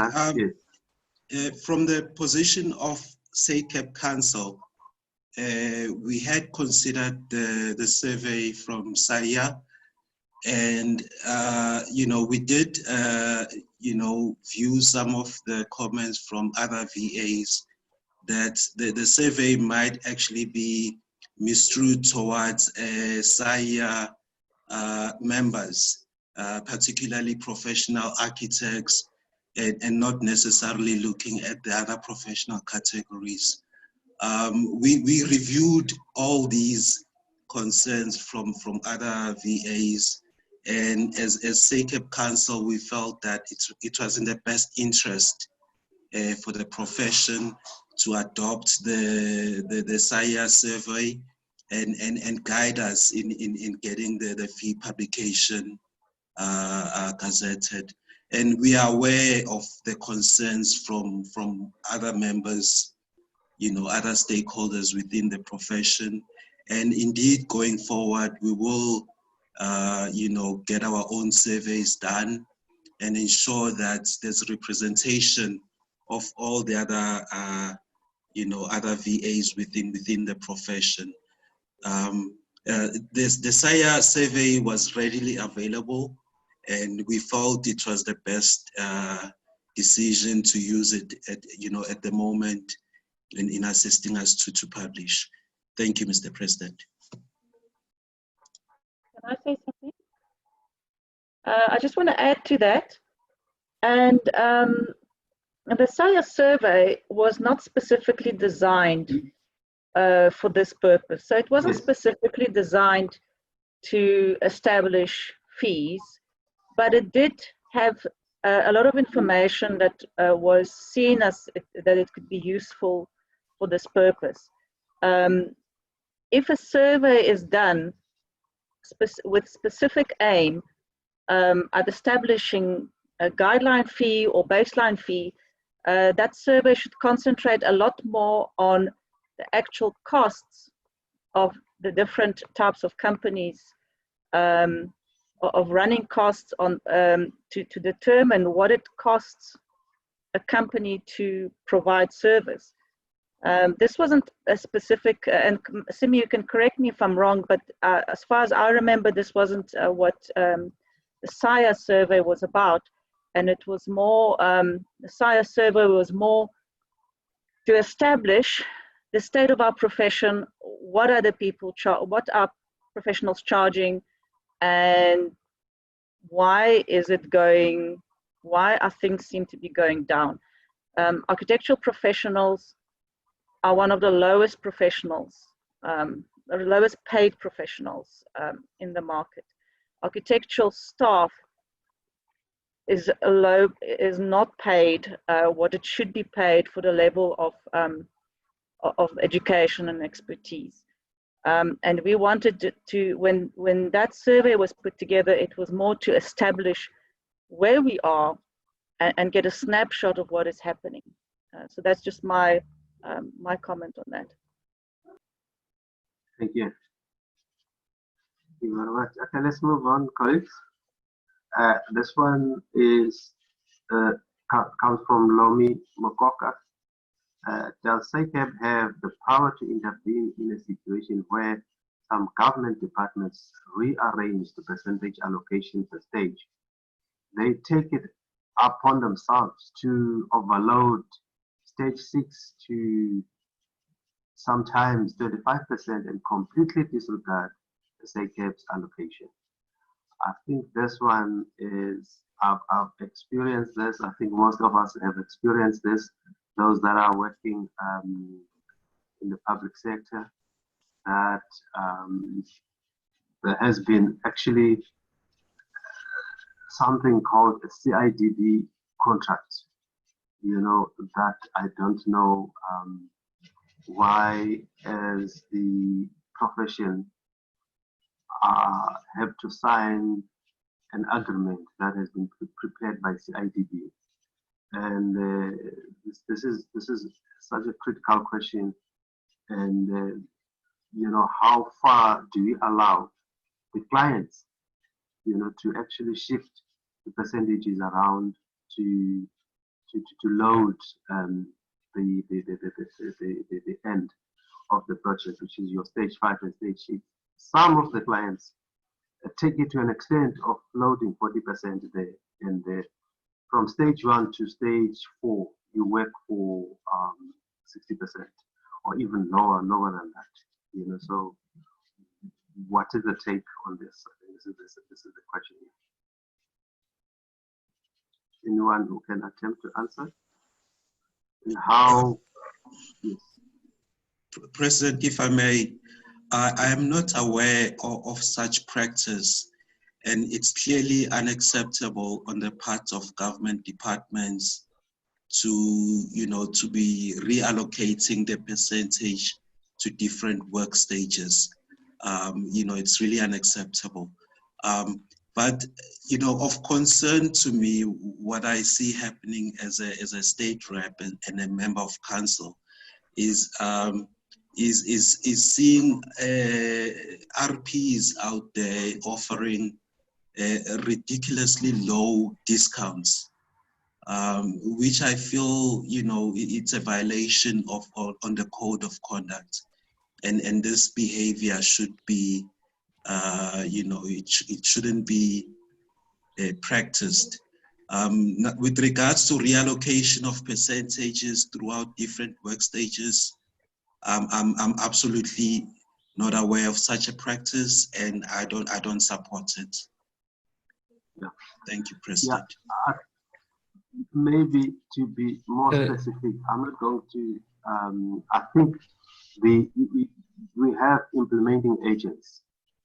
I think this is happening around that space most of the time. Implementing agents where they actually, you know, load those percentages right at the bottom, stage 6 and stage 2 close out, and the contract administration, saying that professionals are not keen to close the project quickly. They load unreasonable percentages right there at the end. So implementing agencies have really taken it upon themselves to really abuse this part, you know. But did you want to say something, Registrar? Yes, I wanted to say that perhaps once we've published these guidelines, we need to promote them across all departments that offer infrastructure and make it clear to them that we are not going to allow them to disregard these guidelines, and make sure that they at least they comply and not rearrange any percentage in the 6 stages of work. We need to promote it, and I think DPW is available for us to use them to try and spread this across all departments. Thank you. All right. Thank you. Let's go to the next one. From Ian Alexander. I just had a comment on that one, Mr. President. Yes. It was, and thanks to Vusi for his input on that. I think that's very valuable. You know, it brings up a further question of just the payment of stage 5 as well. What is being insisted on is that the payment of fees due during stage 5 is only paid out in accordance with the contract value that has been completed. In other words, the payment of fees in stage 5 is determined by the contractor's performance, as opposed to the progression through the contract period. It has a very serious effect on the consultants when the work that's being done is only being paid for if the contractor is making progress. And where the contractor has delayed works, you know, the consultants suffer as a result of it. So it revolves around that stage 5 and payment of fees there. And I think that that's a very valuable, you know, it's a very problematic area at the moment, in that, you know, if a contractor's performance is poor, then the fees for stage 5 get stretched out way beyond the contract period, and you find that consultants are unable to perform at that level. So that was just a comment in regards to that. And then obviously that gets exacerbated if the percentages are shifted around out of stage 5 and into stage 6. So yes, yeah, that's become something that we need to deal with. Thank you.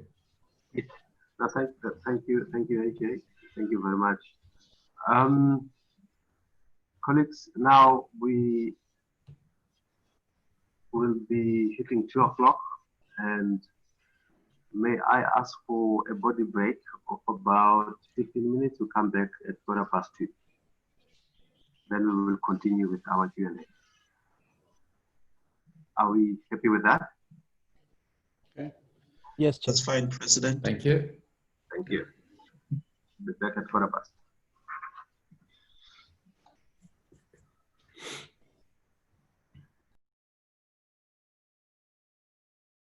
Come back again in our Q&A session. Colleagues, let me apologize. I know there is a request that I should show my face, which I usually do, but at the moment I don't know what happened to this. I think my webcam just gave up on the wrong day, and I'm trying to log on with my iPad on the other side, but I don't. While this is happening parallel to this, I just want us to continue. I think the time now, colleagues, is 2:15, and I think I would like us to summarize everything and finish by 2 o'clock. So yes, we're continuing with our questions, and I'm just trying to follow up where we were. Okay, yes, Mr. Bernard. Yes, Charles, thank you. I just referring back to the last issue that I think AJ raised regarding work stage 5 and the severe difficulties that we experience when contractors don't perform, and we've got to continue servicing the project with virtually no income. That has been taken up in the new fee, the guideline fee. There is a paragraph, if I remember correctly, that says that work stage 5 fees should be time related and not value related. And I think that's a very, very positive change, and my compliments to SACAP for introducing that. Yeah. That's it. All right, thank you very much. Thank you very much for your input. Anyone wants to add comments? No, just my thanks to Eugene for clarifying that. I think that's very important. Can I come in, Mr. President? Yes, yes, I mean, sorry, I'm not, as your hand has been raised for quite some time. No, it's fine. Yeah. Again, still on this issue of the discounting of fees. I think like a number of people have alluded to, there's a number of institutions of state, especially the agencies, IDT. If you operate around Gauteng, you know that organizations like JDA, Johannesburg, they will actually compel you to actually cut down on your professional fees to a certain percentage, far below that which is prescribed gazetted scale of fees. So I think as SACAP, maybe our approach to address that along the same lines we have dealt with this issue of making a case in terms of the basis for professional fees, conducting contemporary research that will actually present scientific evidence in terms of the basis for professional fees, global perspective, not just to say this is a South African phenomenon. So I think our approach should be that, and I'm sure going forward, if we can get to a level where we can be able to cover research in such aspects of the professional fees, it would go a long way towards making everybody comfortable to say the fees that we charge, they are not just, we are not overcharging, because the perception, we have to be frank, the perception out there why professionals in most instances find themselves in a situation where they are compelled to cut down on their professional fees is that the perception is we are overcharging. So if there are people that can go with discounted fees, they just go with that, irrespective of the quality that they get at the end of the day. But if we make a case in terms of presenting scientific evidence to these organizations in terms of where we are coming from with the basis to charge a specific scale of fees, I think it will go a long way towards improving the image of the profession and making sure that professionals are not compromised in terms of the kind of work, the quality of work, and the image at the end of the day. Because where the work is compromised at the end of the day, maybe because people have charged lesser fees on a project, that at the end of the day, it goes to impact in terms of the image of the profession.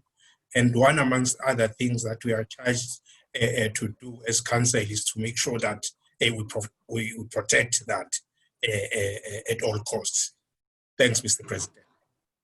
Thank you. Thank you. Thank you. Yes, I think the next question here from Ray Ramalal, we should go back, I think probably, yeah.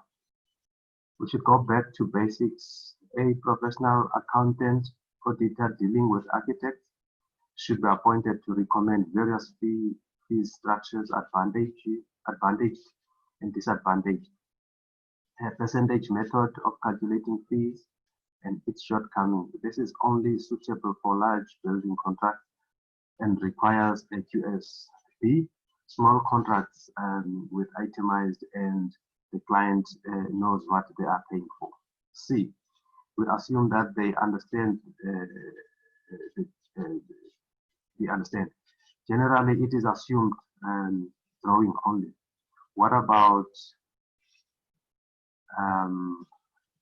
it's a compliance and regulation? Yeah, I think. Yeah, I'm not sure if this I understand, but I think it's more of a comment than a question. Or if is there anyone who understands this, or maybe Ray himself can explain this further, this question. Ray Ramala, Vice Secretary. Is he on the panel?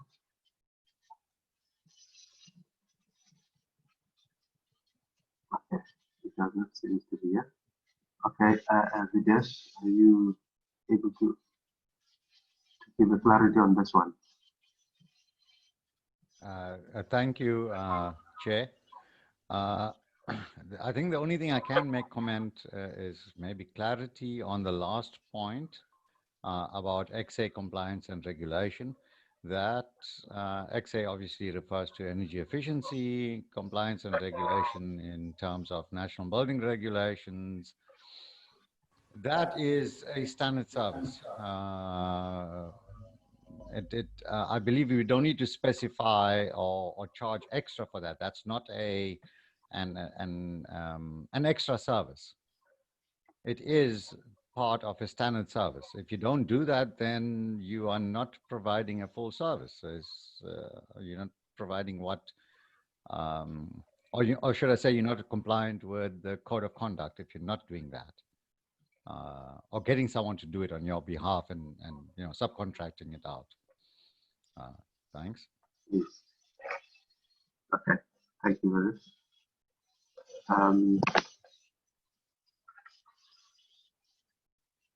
Yes, the Act, the next one says, the Act does not define the intent of the guideline. Therefore, the intention of the document needs to be justified by law and not by discussion. I think that is the comment again from Lavelle Riga.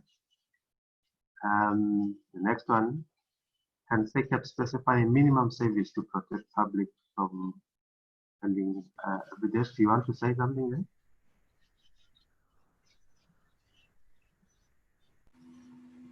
Sorry, I needed to unmute myself. I think I've made this comment before. A lot of what we do around defining the laws and trying to make regulations around the laws is time wasted for the fact that the Act itself doesn't have a preamble. So no one can actually really understand what the Act is trying to achieve. I think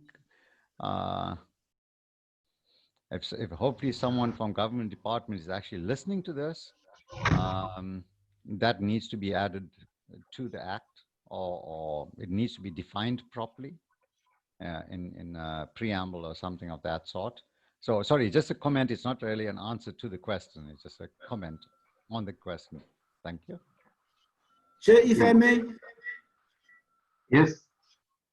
Yeah, one attendee, Riga, you can speak now. I've allowed him. Okay. Lavelle Riga, can you speak now? I think you've been allowed to speak.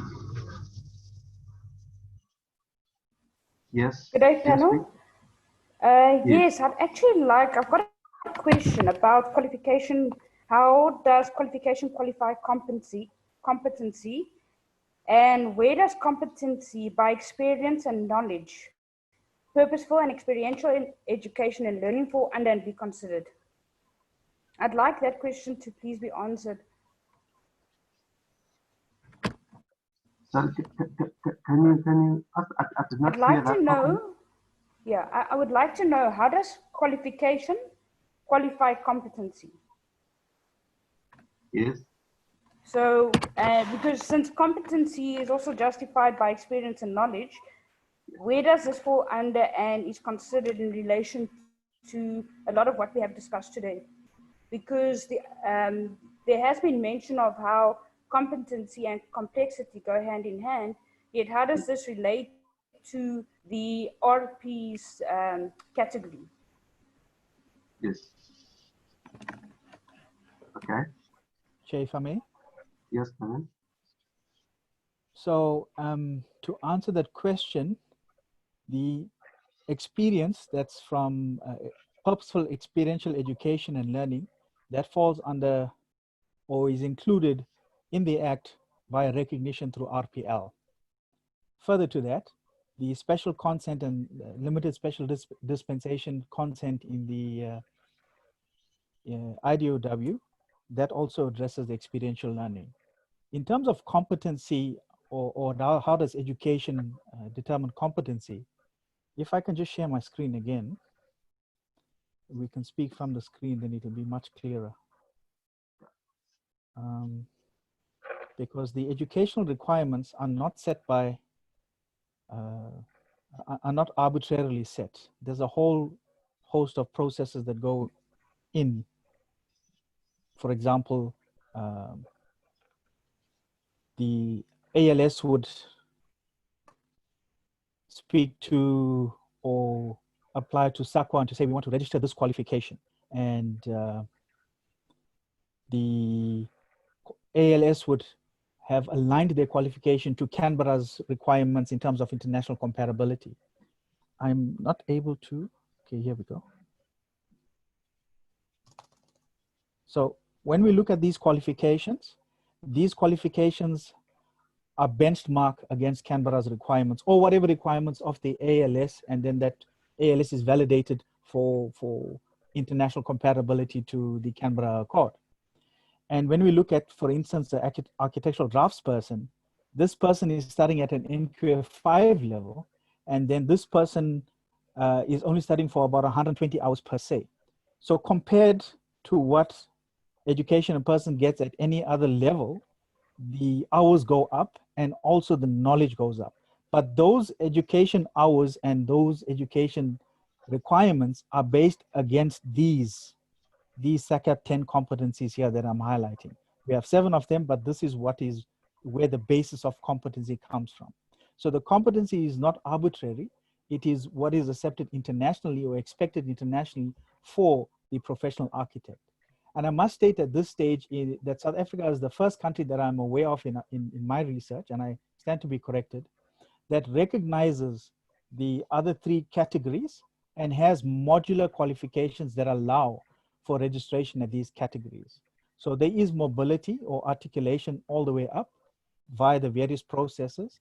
And that is where to answer the question, education determines this level of competency against these specific outcomes. I trust that answers the question.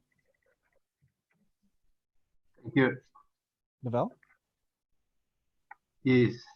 Okay, thank you. I'd like to comment on that because no ALS or SACAP is currently looking at experiential learning for RPL. What I also have a problem with is what we are discussing today is actually introducing young professionals and graduates into a market that they do not know, whereas registered professionals that have been in the game for longer are actually being put at a disadvantage. So someone who has been a registered architect for 2-3 years might be earning actually more than an architectural technologist who has probably been in the game for 25 to 30 years. And now the IDOW is deeming that person, the registered professional who has been in the game for 30 years, as not competent enough to actually go and do a complex project. And I've got a huge problem with that because the system is now deeming someone who actually has very little experience and very little knowledge as more competent than the architectural technologist of 30 years experience. So if I may attempt to answer your point. So the person that has the greater number of years of experience in a category lower than somebody that's a new entrant has the provision of either special consent or RPL.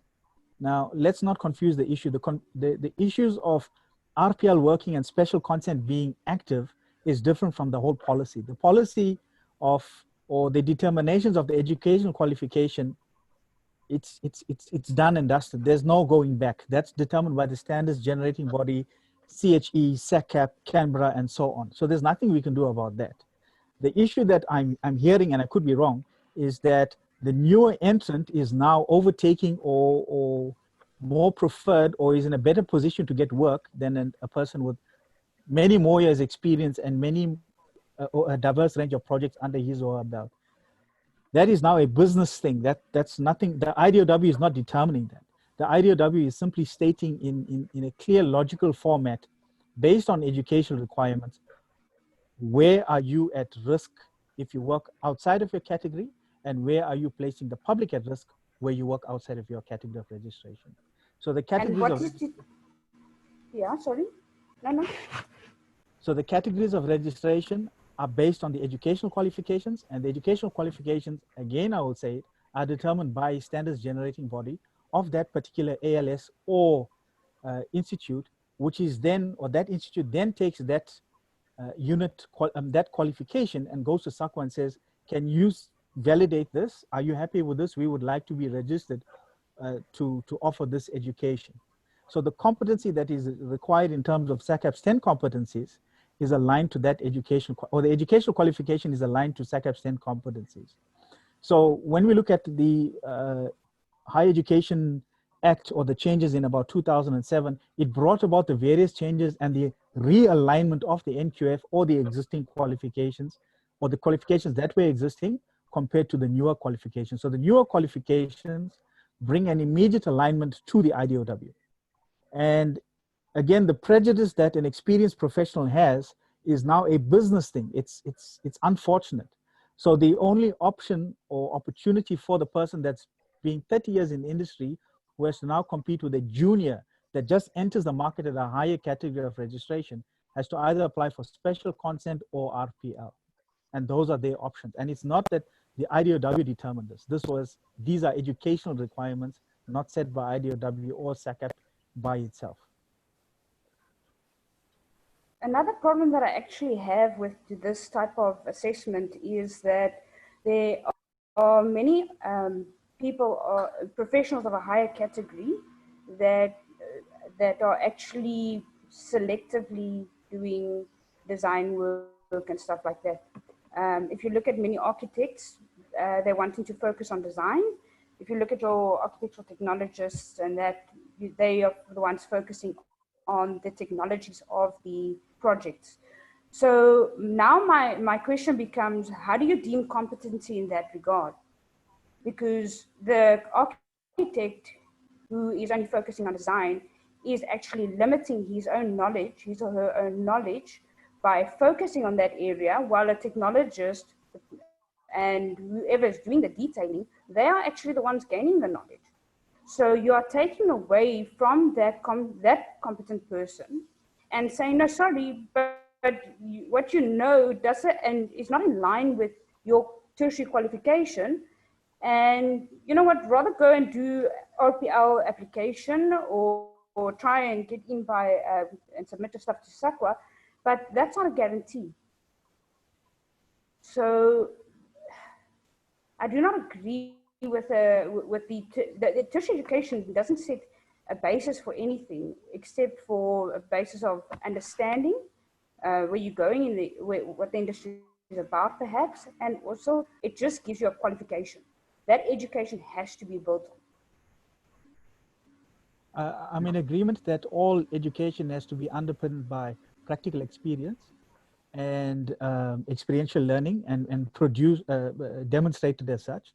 But the important point to highlight is what you pointed out. The architect has studied science. The technologist has studied the technology.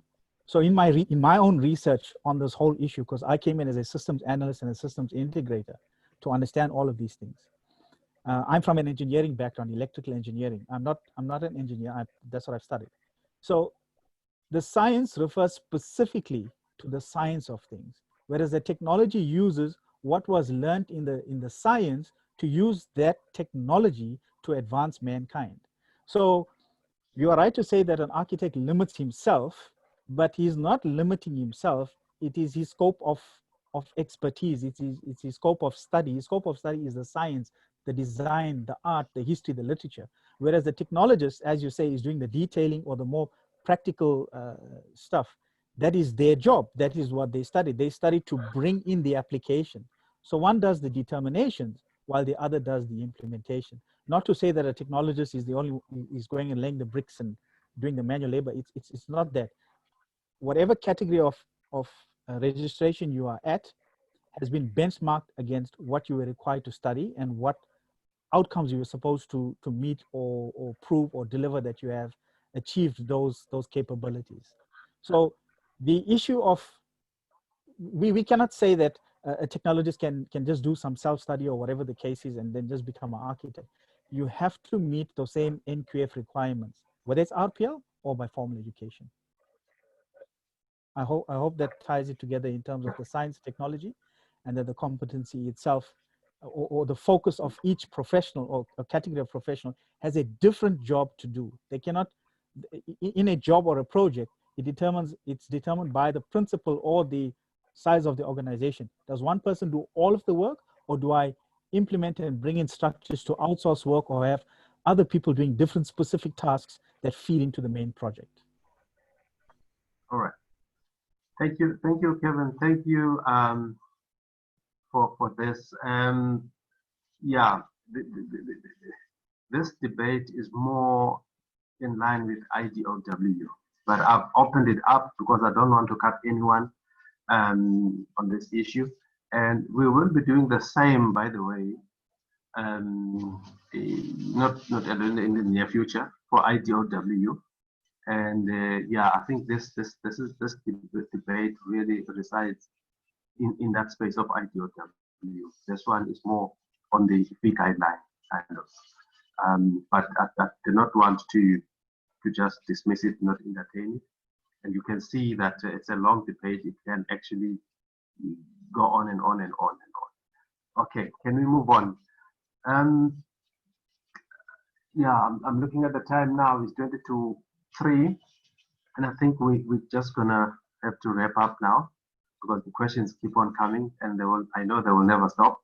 So I think some are comments here, some are questions. I think from Will, can SACAP specify a minimum service to protect public from ending up with incomplete or substandard service over the course of stage 6? Yeah. Is there, that is a question. That is a question. Can SACAP specify a minimum service to protect public ending up with incomplete service? Stage, each and every stage, I mean, as you know, if you look at the framework, each and every stage has you know, items that need to be completed, or whatever deliverables, let me put it that way, deliverables that are expected in each stage. So if you get appointed and then you have to perform all those deliverables in stage 6. So it's just a question of you as an appointed person having to do what you've been appointed for. And yeah, basically, unless this question has another meaning, and otherwise, this is how I understand it. Maybe let's move on to another one. Fred, competencies and professional abilities vary so much among registered professionals, i.e. they are not standard. Why should fees be standard? If the level of service varies so much, should a marginally competent registered professional charge the same as highly competent registered professional for the same service? That is the question. Can someone attempt that one?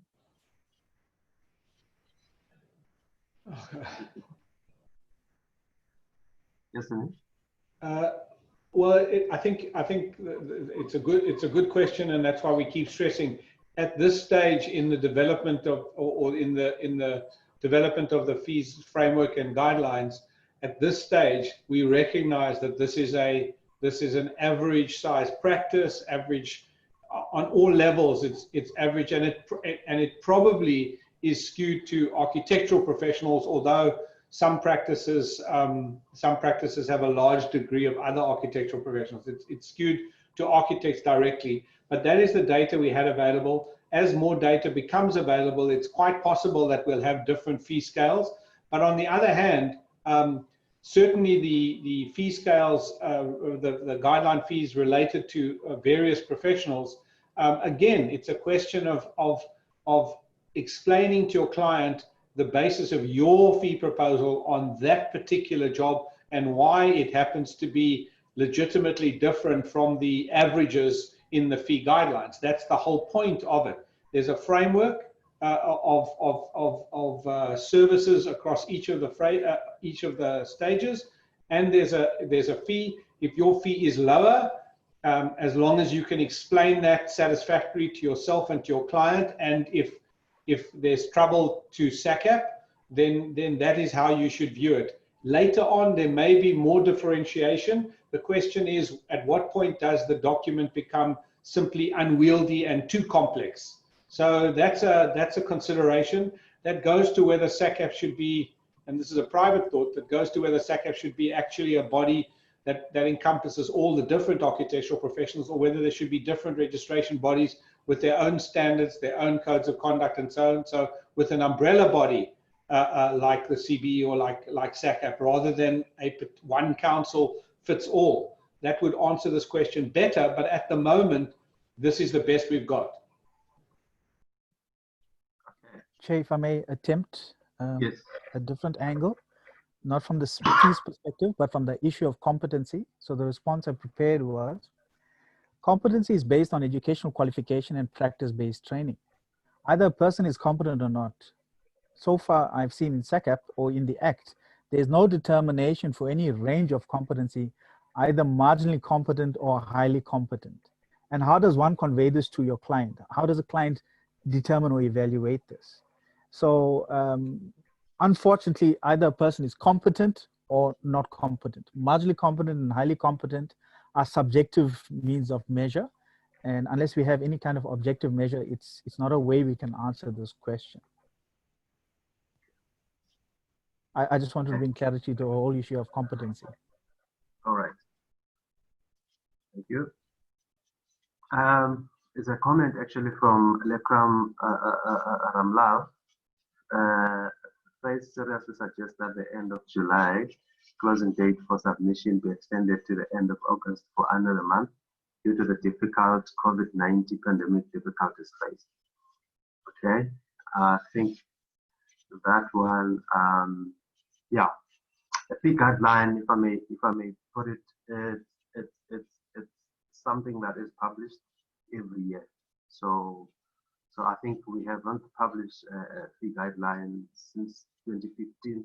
So we just need to have something that the profession can have, and then we have the whole year to actually work on something better than this. If we agree that we're not claiming this to be the perfect, to be the only, to be the end. Instead, it is the start of the journey to actually establish, and I think if we all work together in this journey by embarking on surveys which establish the actual costs that give us a data as a profession to actually become more accurate with regards to the e-guideline, I think that will help. So that it's a work in progress. It's not an end to it. I would like to say that. And let's move on. I think now we have about 10 minutes to get to wrap up. Yeah. Then I agree with the foregoing comment of Bastu regarding river stages. To my mind, what stage 4.2 should be the generation of full working drawings, including all finishing and fitting schedule generic drawings with details. I think this is more of a comment in agreement with somebody else who has suggested something.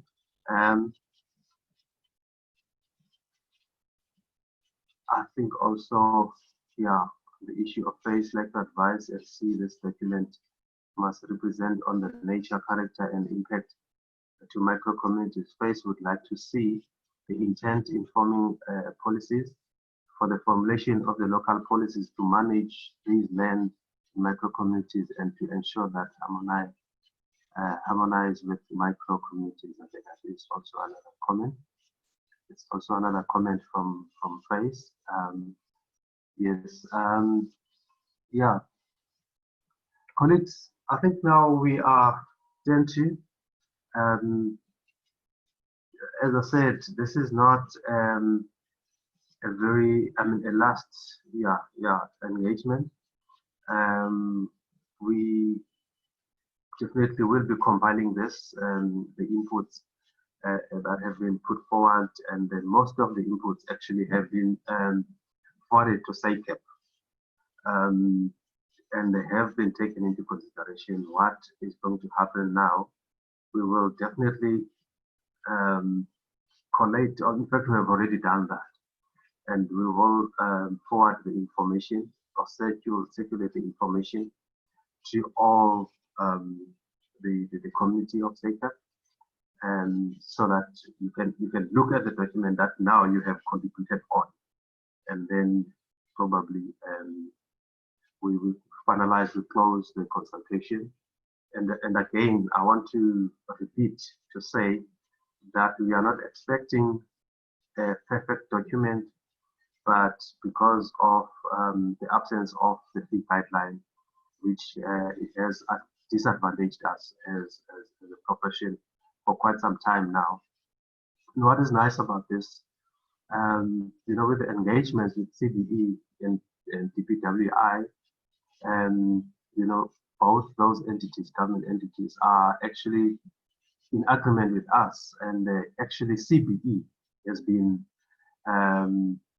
really encouraging us to publish guidelines, because their understanding is similar to this one of us, that we are mandated by the Act to publish the fee guideline, and which is before, not to say there were disagreement, but we were not actually in the same understanding, but now we are actually in the same understanding, and the CBE really wants to see this happening. The CBE actually have encouraged other councils to follow suit, and publish their fee guidelines as well. And also the IDOW, they are also pushing for IDOW as well. So what I'm saying is, colleagues, this is not the last. And as I said, I think we need more webinars with regards to this. This is one of the issues at the center of our mandate as SACAP, and I think it is very important for our practice and our profession. I know the day is too short for us to cover all the areas, and then I would actually like us to maybe end it today and probably give the panelists parting shots just to close the session. And we will communicate as SACAP, because this is a consultation, and we will definitely be as open as you like, and we've taken almost everyone's comment. If you identify a problem and provide a solution, it's easy for us to really work around that or include that. And I'm encouraging other RPs and other individuals to do the same. If you have a suggestion, or you see that there is a problem here, please provide a recommendation or a solution so that we can actually look at it, and yeah, so that we understand fully where you're coming from in your understanding. I think each and everyone's comment and the input is valuable, is important. We definitely don't want to be seen as people who are, just maybe dismissing other. We are not, and we will never. That is why we're embarking on this process of the webinar to try and accommodate each and everyone. So let's work together towards the solution. Thank you very much. Can I get some final comments from the panelists? And yeah, the clock will be closing. Mr. Trainer, let me start with you. I'm gonna name now. Mr. Nell, you want to say something? Thank you. I want to say thank you to SACAP for its much more transparent and open approach. It's a refreshing approach from the fourth term council, and we hope that this becomes a very interactive and continuous process rather than one that is produced under stress 1 point a year. I only had one comment on the whole guidelines, and that is the attempt to make it valid retrospectively.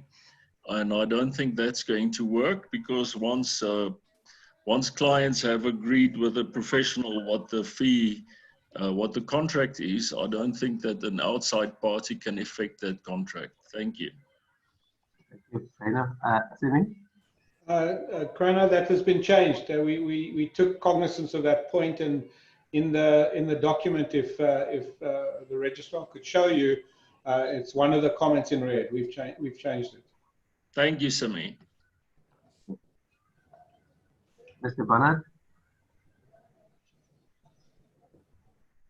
You are muted.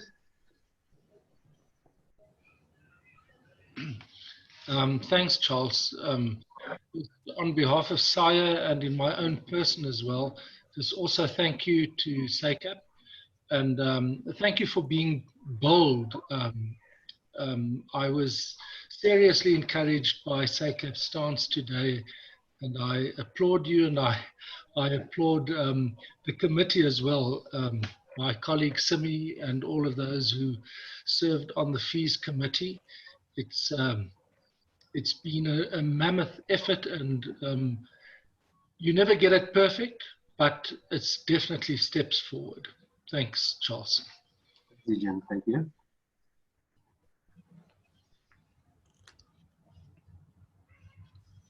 Yes, Amy?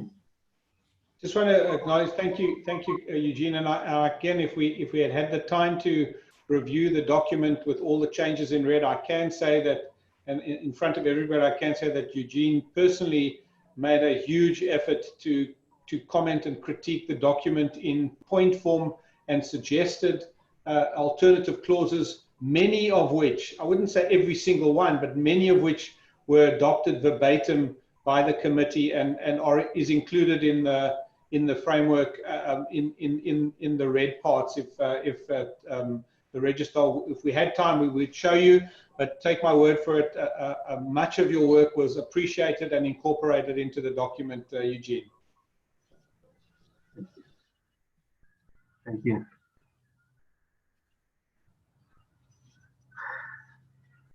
Thank you.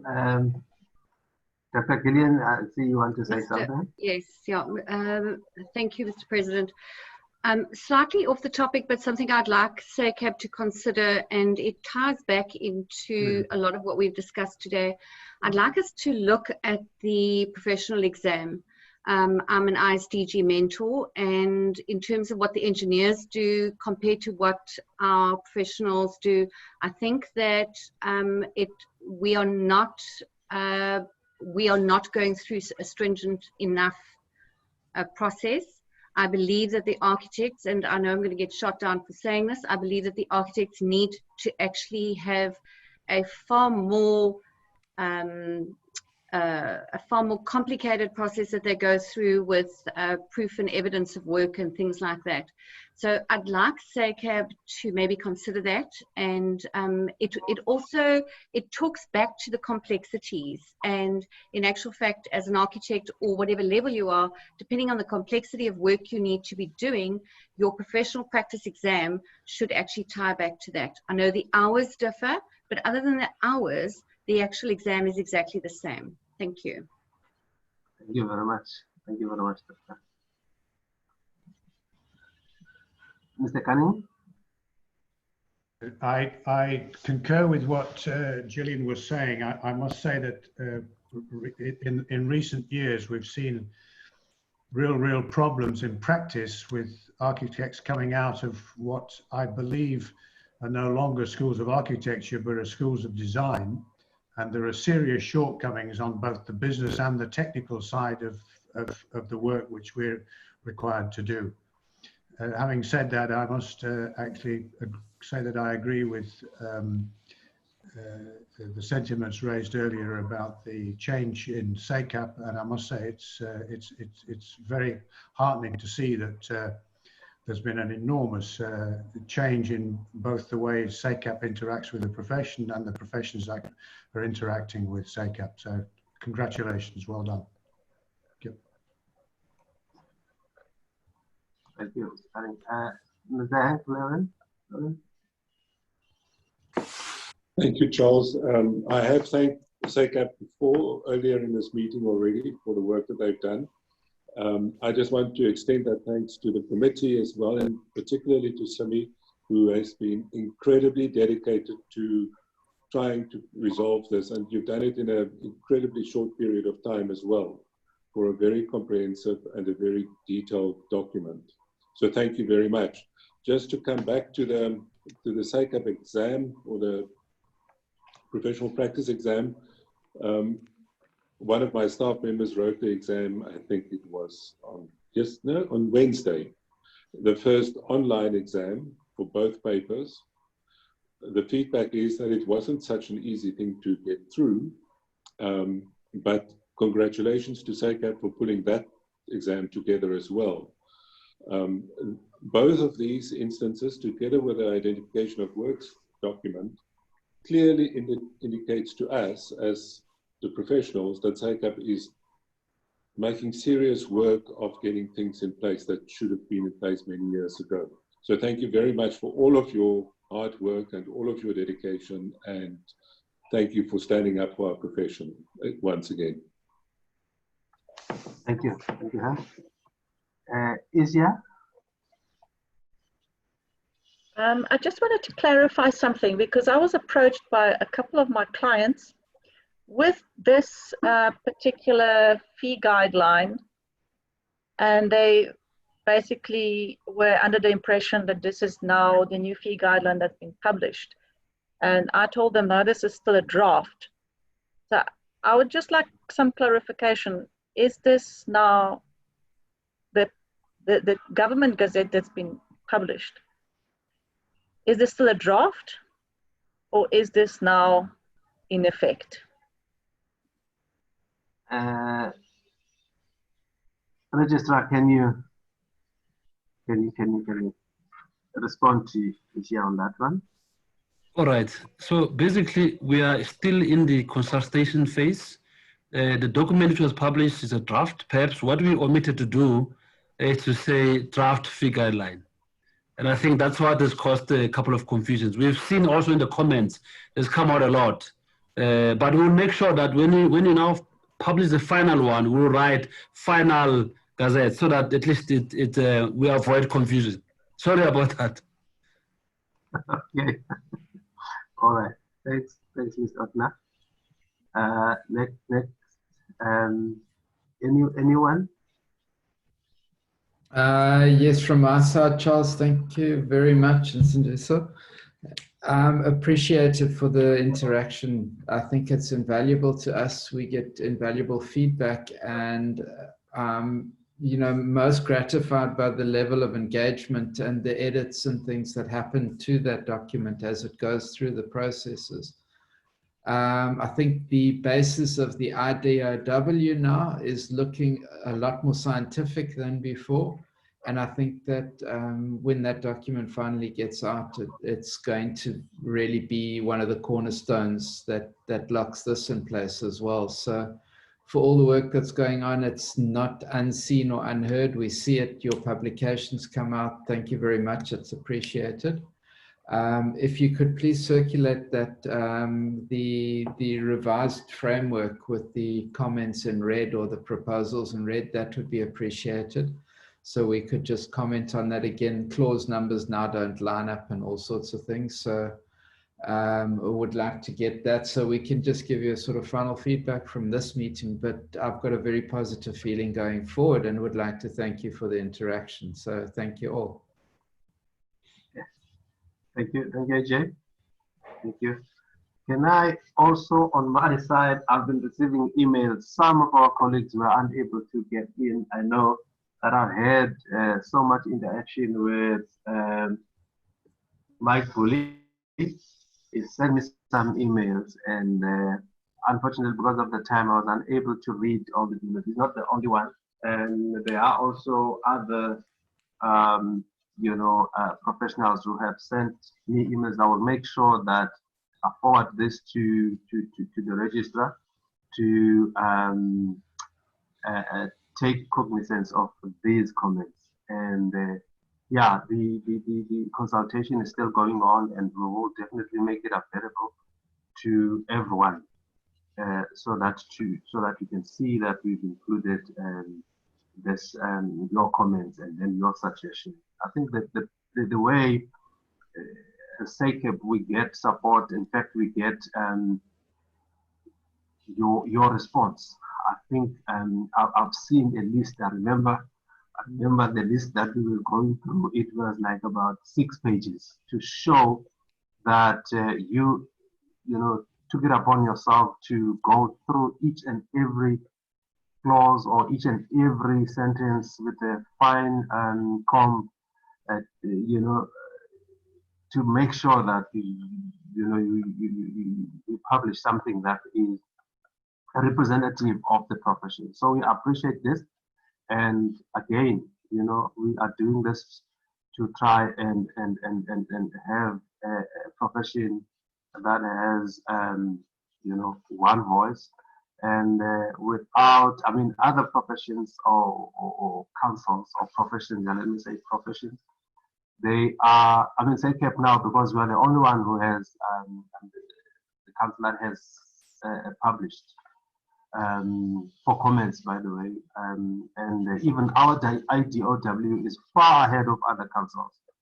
So, I mean, even at the Competitions Commission, I know that we're getting these letters that are not really receptive, but I mean, when we consulted with them, other councils did the same, and they referred back to our documents that we presented. That I think it actually showed us that we are in the right track. We might not actually have the full answers, but we are in the right track. And I know in all of you, definitely, within no time, we will get something to perfection, because I really trust and believe in everyone in this profession, that this profession will definitely prevail and reclaim its leading position, and that's because of you. And I see your hard work, and we acknowledge your hard work as well.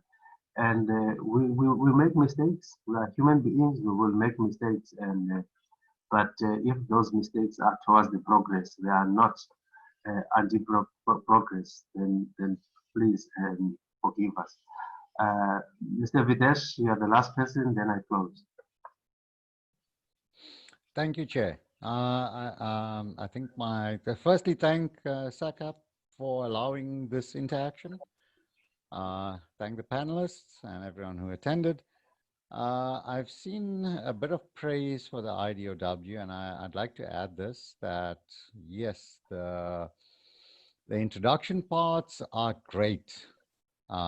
They've taken care of a lot of the issues that our members have, that I have personally, and I would give that a thumbs up. The tables are a major issue. They're not scientific enough, I would say. And lastly, with regards to that, the IDOW should not and it cannot be published with a transition, without a transition phase. That is, you know, the special dispensation, the time allowance to get everyone on track, etc. And yeah, I have to state that on behalf of CYBID and myself personally. Thank you. Thank you, Mr. Budi. Thank you. Colleagues, we have reached the end of our webinar. I would like to thank all of you for your participation. To be with us from 10 o'clock now is after 3 o'clock. It is actually the whole day, and I can tell you it's not as easy to be on online meeting for such long hours. And we don't even have, we can't even offer coffee, use some coffee and some drinks. But I know you are all at your homes. So I know some of you might have been sneaking around to get some coffee, but thank you very much. This is, we appreciate your contribution. Thank you very much. Thank you. I'd like to close. Vusi, did you want to say something? Thank you, Chair. I just wanted to echo your comments that we really appreciate the time that the panel has dedicated to this process. And we really, appreciate their inputs in ensuring that the professional fees guideline is properly checked and ensured that we are aligned to prescripts and that it becomes an inclusive and collective document. So we really appreciate everyone's comments and inputs, and on behalf of SACAP, we are happy. Thank you. Thank you very much. We are actually reaching the end of the meeting. Thank you very much. Thank you very much, colleagues. I think we will communicate again. Thank you.